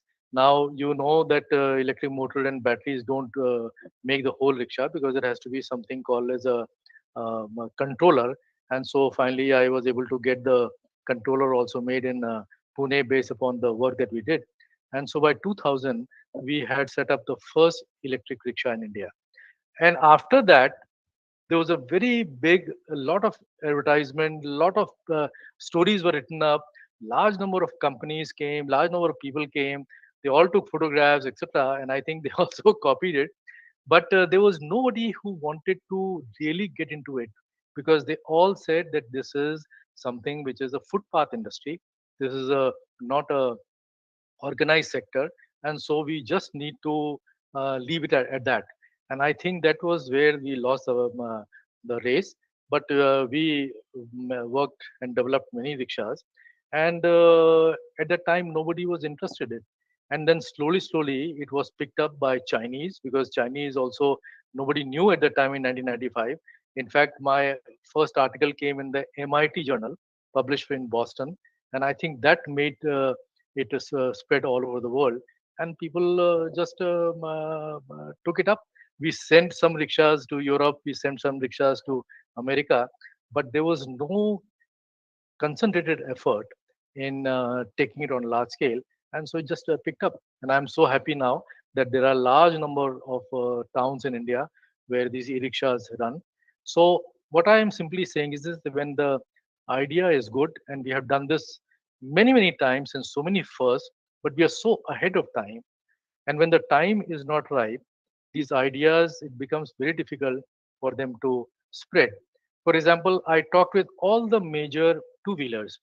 There were discussions with the Hero, there were discussions with TI cycles, and none of them were interested in rickshaws. They all wanted electric cycles. And I said that there's a future of electric rickshaws is huge, because it provides income to the poorest person, and helps him in take the load. So now it's everywhere. So this is our experience. And the similar So thing, the yeah, please go ahead. Yes, so the basic lesson that we get from your story is that most of the innovation, when they are at the frugal stage and the initial stage, they are taken up to be in the non-organized sector, and companies are not ready to accept something which is not certified or like standardized. So was is this lesson? Can we take up this lesson as a summary of your experiences, sir? See, it's also people are not, they don't put their mind to it. For example, when we developed the rickshaw, I took it to ARAI. ARAI is in Pune, this automotive research institute where they test all the vehicles. Because I said, if it is on the road, then it has to have passed the roadworthy test. And they refuse. They say we don't do any rickshaw testing. We only do four-wheeler testing. So I felt really sad that they did not want to apply their mind. Nobody was even curious to see what can be done, what is a possibility. And so these things just happened like that. The same thing has happened in so many things. So I actually, have you gotten my presentation? So the last slide is innovative solutions needed for rural technology. First of all, we need excellent people for rural technology development. All this talk of government having this program, that program, it will never work till we have on the ground excellent people. I am an IIT Kanpur trained engineer, went to United States, did my PhD, taught there, and then came back and started this organization. My wife is also a PhD from United States, and she's the president of the institute. Our family has this passion, but I cannot believe that we are the only unique people. I think this country is really, really great. There are a large number of very good people, and what we need is somehow to inspire them. Inspire them. I go and give lectures in IITs. A lot of students get inspired, but the first thing they ask, what is a packet? So I think the whole society has moved towards the money and packets so much that it is impossible to get dedicated people. So in that case, we just cannot fight that. So if we cannot fight it, at least we can join. So I have suggested that DST can provide fellowships. Fellowships for a lot of these engineers who want to do something worthwhile in their life in rural areas, provide them for 2 to 3 years fellowship so that they can join science and technology NGOs like us. Then DST has a very interesting program of young scientists. Whenever a guy does his PhD or a woman does a PhD, they give money for doing some research, but they never give money for engineers to work on some real life problems in SMTs like ours. So it is very much necessary that such programs should also be set up to help these young people who have done their PhDs or who want to do research, because research is very important in trying to solve the problems here. All our work has been very much research oriented. We spent, naturally, we were given good money by DST, MNRE, etc. And we, in fact, have a lot of national program. For example, the biomass program came from us. We were the principal author of that. So we did a lot of very interesting things, and it was helped by some of the government organization. But more than the government organization is to get good people who will come and do the work there. Now, even if you have developed the project, even if you have developed the technology, how do we take it to the ultimate step, which is the marketing? Now, most of these big companies, because when you developed the lantern, I talked to some of the major companies. They were not interested because they felt that this required a lot of things to be done, and which is rightly so, because when you develop something as a prototype, there is a lot of difference between the lip in the cup from taking the prototype to the mass production. I feel today in India, we have a very new and good thing of incubation centers and the startups. Today, most of the startups are mostly for the software. I feel that the DST and other organizations should really put in money, keep the money for doing startups which are hardware oriented and using the technologies developed by some of these SMT institutes. Because to my mind, startups are a wonderful gap between the prototype and the final product. And this is what startups, being small, can really do it. But we need good people for the startups. And that, in fact, I feel that if we can have an NGO IIT partnership, in fact, we have signed an MOU with IIT Kanpur, my alma mater, where we are trying to see how some of our technologies through the incubation center can be taken up. But unless until we have venture funds given specifically for projects for rural areas and for the development projects, these things will not happen. Otherwise, all of them will be interested in simply making apps, and apps don't put the food in your stomach. Apps don't do too many things. And so we need an ecosystem where we can have venture funds specially dedicated for rural technologies. So this is what I wanted to say. Thank you very much. The messages have been taken very effectively, sir, and we understand that there is a need for the infrastructure development on the ground, and the incubation centers are doing their bit, and we hope that these incubation centers may now be turned into more eventually succeeding in startup incubators, so that we have more innovative solutions to the problems that community faces at the ground. And there must be a linkage between the local solution that we get from the community, and then standardizing it at the incubation centers, and then scaling it up as the need be. So You see, the next, I'll give you an example. yes, sir, sure. I gave a very big lecture in IIT Bombay, and then there were these students who came to me. They said, you've done so much work in agriculture, etc. And mine was the first paper, almost written almost 8 or 9 years ago, on the precision agriculture, how precision agriculture can help the Indian farmers. Now, these guys came and they said, "Sir, we have started a drone." In fact, at the time when I wrote my paper, um, that was the first time there was a mention of drone as a device used for precision agriculture. They said we have set up a small startup for drone, and we would like to very much to work with you. So I said that is wonderful. So I gave them the whole protocol of how to utilize a drone for finding the disease, this and etc.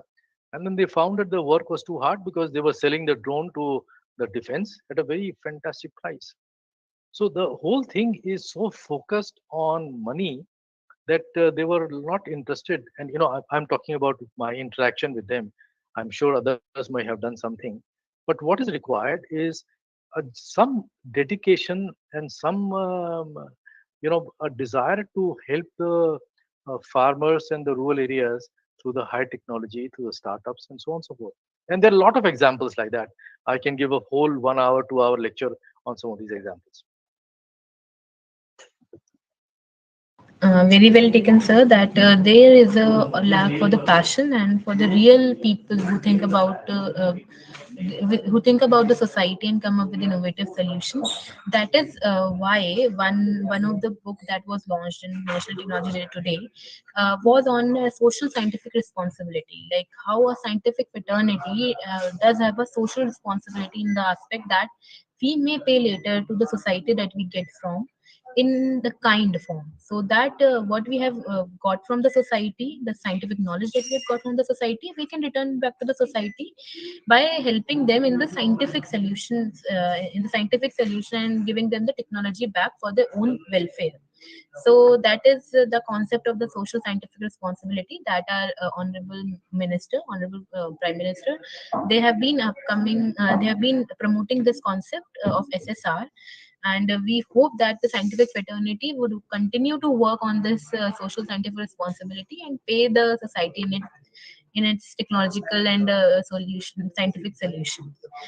With this, we would like to invite Dr. Tirunarayan, if he is available with us. Uh, Sir, please respond if you're available with us.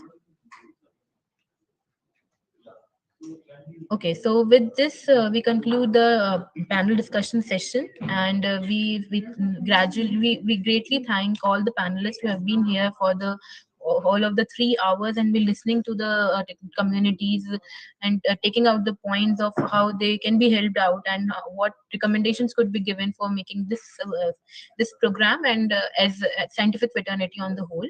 So with this, I transfer the control to Dr. Shavi Sinde for the third technology. Thank you, Okay, everyone. thank you very much. Thank you. Thank Can I you, leave Tushar. now? Can I leave? Yes, sir. Yes, sir. Okay, thank Thank you. you so Thank much, you. sir. Thank you, Tushar much. Just we have heard healthy round the table discussions for where a lot emerging recommendations we have received from the panelists. Good afternoon to all. Recently, entire world has celebrated Mother's Day. Happy Mother's Day to all mothers. According to a recent news covered in a daily print media, Times of India, the fertility rate in India is declining, and the first reason behind it is the issue or the problem which are not discussed openly, especially in our country, where still the parda or gungat system are posed by the community women.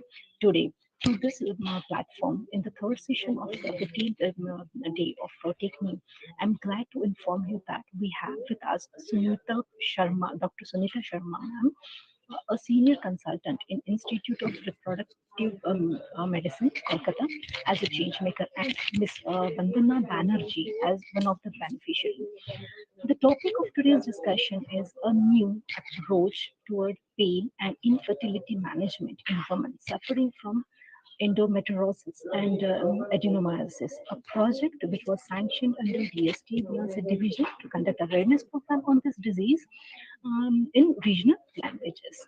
Welcome, dear Dr. Sunita ma'am, and thank you for accepting our invitation and being patiently with us. Ma'am, please let us know about this program.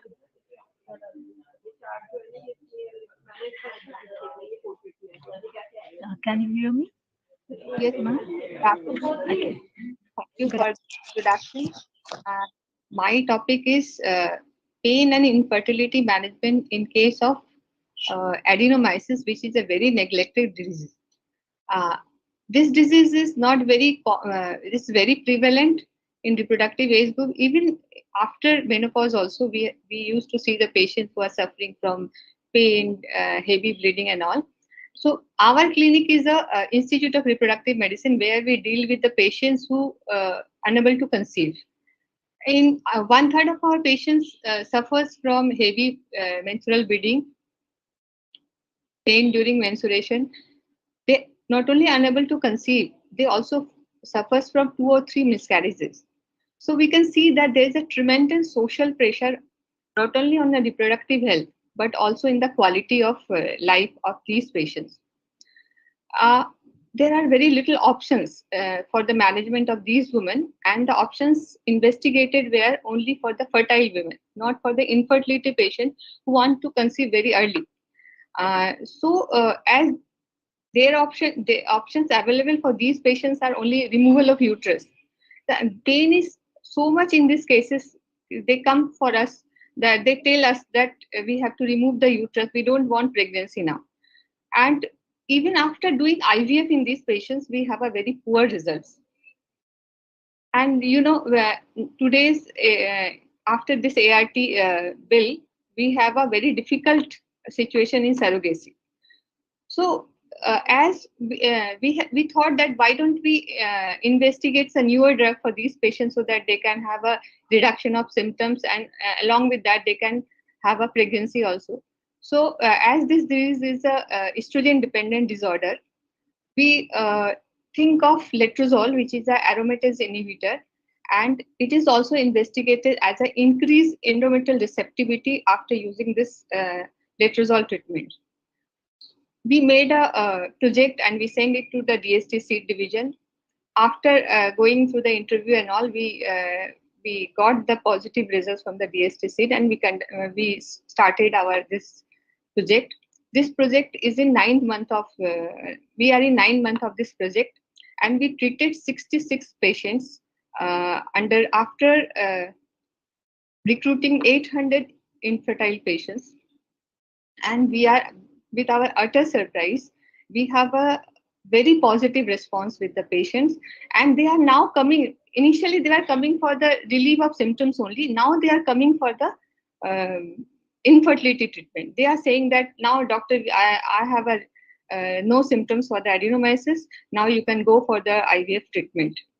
In this treatment, we are giving 2.5 milligrams of letrozole for thrice weekly, which is a very cheaper disease, which is very cheaper than the standard drugs injection GnRH agonist depot, which should be taken in, which has to be administered in the route of injections, and it is very expensive also. This is not only the thing. We also conducted a patient awareness program in the month of January this year, and where we have asked the patient to attend this program. 20 patients attended this program. We have talked about this disease, and we have a very good interaction at that time. And they were thinking that why we have not diagnosed this disease earlier, because when they were going to the patient, when they are going to the doctor and asking that they have a heavy period and pain, the doctors are telling that this is normal. This is you can take the analgesic and it will go off. And so they were not focusing on that. When they reached to the advanced age, then they came to us only with not only with this treatment, they want to conceive also. So we have a very positive result with this awareness program, and next day onward we are getting so many patients, not only for the fertility treatment.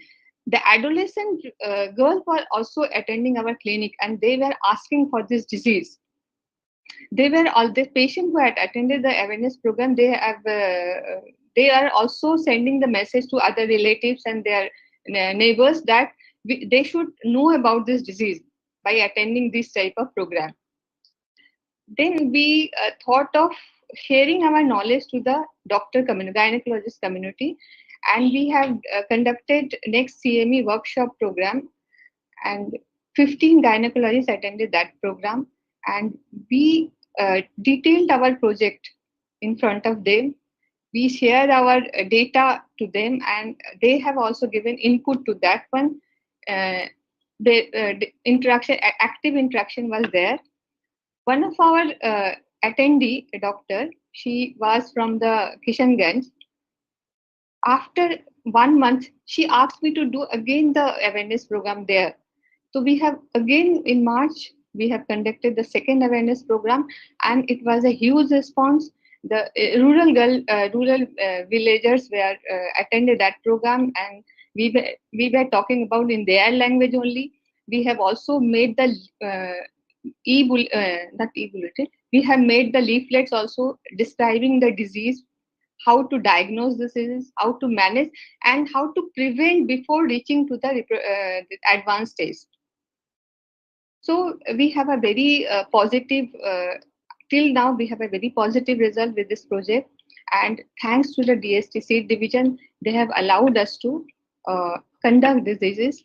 And if we get this positive results in the terms of improving the IVF outcome, we can share this knowledge to our throughout the India and also international level. We have also sent our this study to the STI European Society of annual meeting, and there we have our paper was accepted, and we are supposed to present this paper in the month of July. Thanks. Congrats for the paper. Ma'am, I just want to know that what is the difference between endometriosis and adenomyosis? Endometriosis and adenomyosis shares the same type of features. Both are estrogen dependent, but in case now we are getting the adenomyosis patient without endometriosis also. So this is a different entity, but because both are estrogen dependent, the features are very similar and treatment is also very similar. Here what happens in endometriosis, we have an endometriosis from the ovary, and that is going into the uterus, that causes the adenomyosis. In case of adenomyosis alone, the junctional zone, the uterine lining, which bleeds in every month, that has the abnormal presence in the muscle of the uterus. And every month that muscle bleeds with the hormonal changes. And when there is a bleeding, there is a stretching of the uterine muscle, and that causes a pain and heavy bleeding in this group of women. So it is a different entity. Sometimes it is associated with the endometriosis also, but it also has a different entity.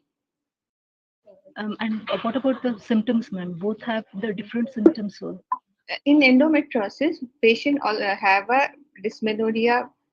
Dysmenorrhea means painful bleeding, heavy bleeding, and irregular bleeding also, and they are also infertile. In case of adenomyosis, it also happens in a multiparous woman also, because the lining damage, every month there is a damage of, with every delivery there is a damage, and plus there is a growth of the muscle in there, huge growth of the muscle. The uterus becomes very big, and there is a heaviness in the abdomen in this group of women. They sometimes bleed so much that we have to remove the uterus in this group of women, which is not in the endometriosis cases. Endometriosis cases mostly presents with the pain during the period. okay, thank you, ma'am. Ma'am, one more question.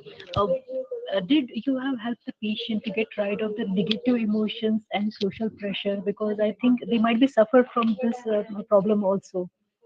being an infertility doctor, I have to listen to their stories. Their in-laws are getting over them. Their husband is going to give them divorce because they are unable to conceive. Every month they have to feel this pain and bleeding. So we have to listen the stories. So we have to make them calm down. That okay, listen, there are treatment here. We can get rid of this pain. You don't have to worry. And after we counsel the patient very positively every time. If you don't give the positive thing na, so they will not be go for this treatment. So we always make them calm. We have a counselor also, we have a psychologist. So we, because they are coming for the treatment, infertility treatment. Unless we give the emotional support and psychological support to them, they will not go for the IVF. And we have also know that with psychological stress and all, the implantation failure can happen. So we have to make them calm before going to the treatment, advanced treatment. Okay, thank you, ma'am. Ma'am, as you told that you are receiving good success rate, right? After conducting awareness programs, there are a huge response from the patients. So even the success rate is also to you are receiving good success rate for the treatment. We are giving very good response in terms of symptomatic management because we are in the 9 month period. So what we are doing, we will do IVF, and after that we will get the IVF result. So the IVF results are still in the early stage. So I cannot comment that we have a very good results regarding the IVF result. But in terms of symptoms, they have a very good. Even after 2 months of therapy, we have started with the 3 months. Now after 2 months therapy, they are having very good response to the pain and the menorrhagia, heavy bleeding. So we are thinking that after this project, completion of the project, we will start with the 2 months therapy before IVF. Okay, so for minimum 2 months is required. Yeah, even 3 months, 2 months is very good for the symptomatic improvement. Or in case of implantation success, that we have to investigate later on. Okay, okay. Ma'am, what if a patient consults late after a long wait? And is there any possibilities that the recovery will be through medicine only? This problem with the adenomyosis is that every month it is a bleeding in the muscle and it causes hypertrophy and hyperplasia. So if you reach to the advanced stage, it is very difficult to get back to the previous stage. But if it is active still, we can halt the progression. We can halt the progression and we can make them. This is also an inflammatory process. Huh? So if you reduce the inflammation, that can have good success in terms of outcome. Ma'am, what was the driving force behind your contribution? Driving force is my patients, because I have to listen their stories, because they have a social problem, social burden. Every time they are asking, ma'am, do something for us. And one patient, we have given the letrozole treatment for the 5 days for the ovulation induction, and she took this drug for 1 month without knowing this proper treatment. And she asked, madam, I don't have any pain with this drug. Then I thought, why don't we try this letrozole treatment in this type of treatment before going for the ovulation induction. So from there, I started with the daily dose of letrozole. Then I found that these patients are having the estrogen symptoms with the daily dose, hypoestrogenic symptoms, very bone pain and hot flushes and all. Then I thought this is because of letrozole, because it causes the low estrogen. So I started giving letrozole thrice weekly, so that we can decrease the hypoestrogenic effect. Along with that, I used to give them calcium also, so that they don't have a hypoestrogenic space. With this thrice weekly dose, they were responding as good as with the daily dose, and there was no hypoestrogenic symptoms. Okay, ma'am, did this letrozole medicine have any side effect? Did any patient come with and complain that they was having some side effect of this medicine? Yeah, this is the estrogen decreasing drug. So there will be a hypoestrogenic stage. So that's why what I was giving is daily dose. I reduce it to the thrice weekly dose, and with this thrice weekly dose, they don't have any symptoms of hypoestrogenic. That was the initial complaint of them. Now they don't have this type of symptoms. Now we will listen from Ms. Vandana Banerjee, one of the beneficiary. Can we have Vandana Banerjee, ma'am?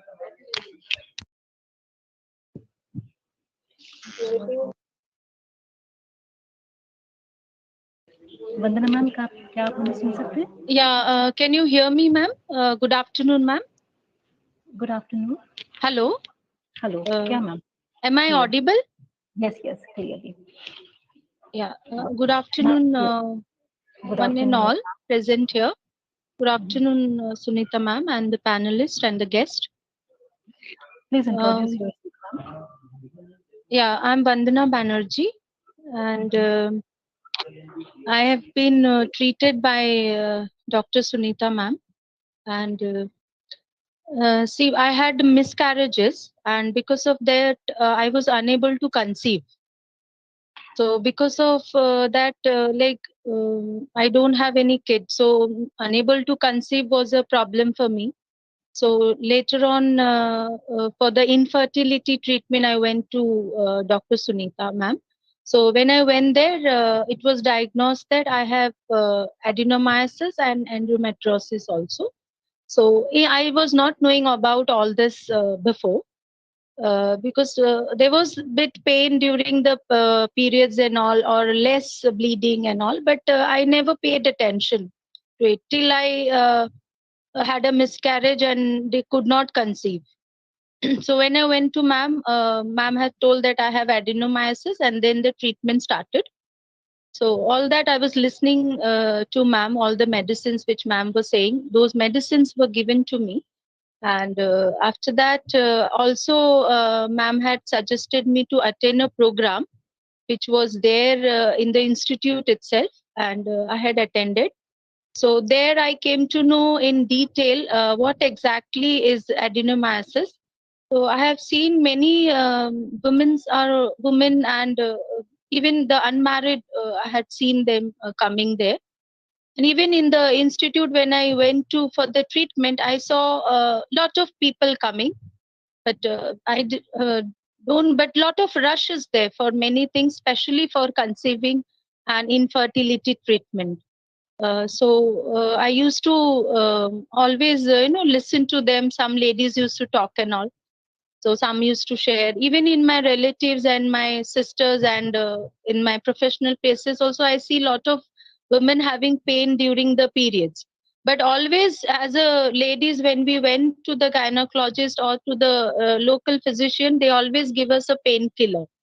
That is the general practice we have been following. So, but when I went to ma'am, I came to know from that program only that this is adenomyosis and a little bit of endometriosis, which can be treated with some diagnosis and some medicines, which was done to me. And later, during this long, when I started my treatment and when I went to ma'am, and as ma'am guided me and all, so after that, now I have conceived, and because I've been treated for that, the main reason was I was unable to conceive because of these adenomyosis only. So that's what ma'am had told. So ma'am was treating that, and I have conceived. Now I am pregnant. So I'm thankful to ma'am, and I hope so. This awareness program is, it has to be conducted in many places. Even if I come across somebody, I always tell them, though they will not listen because.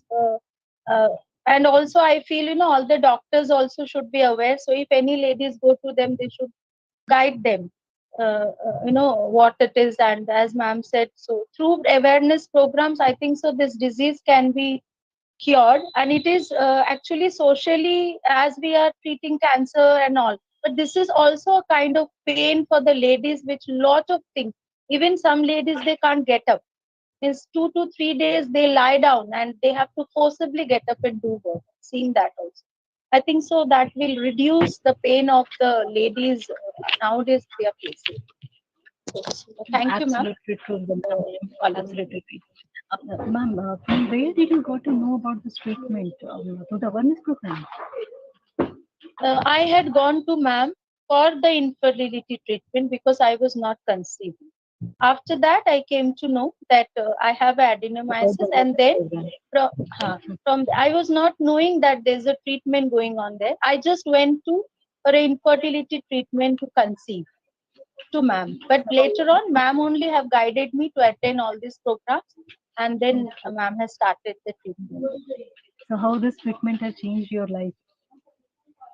Yes, ma'am, I'm very happy. Actually, I can bring happiness to my family also because we all are waiting for the run. We are praying also that we get happiness with the little one in our house. Good. Good to know that, ma'am. So how long did you have taken this treatment, Vandana, ma'am?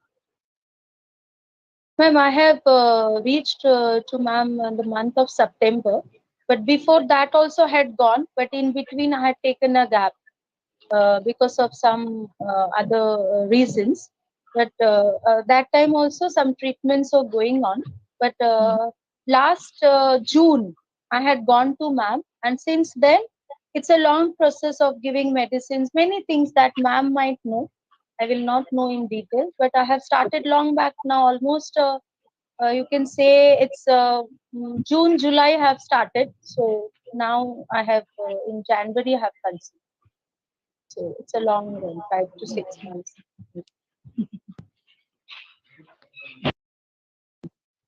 Thank you, Vandana, ma'am, for sharing your experience with us. We'll continue with Dr. Sunita, ma'am.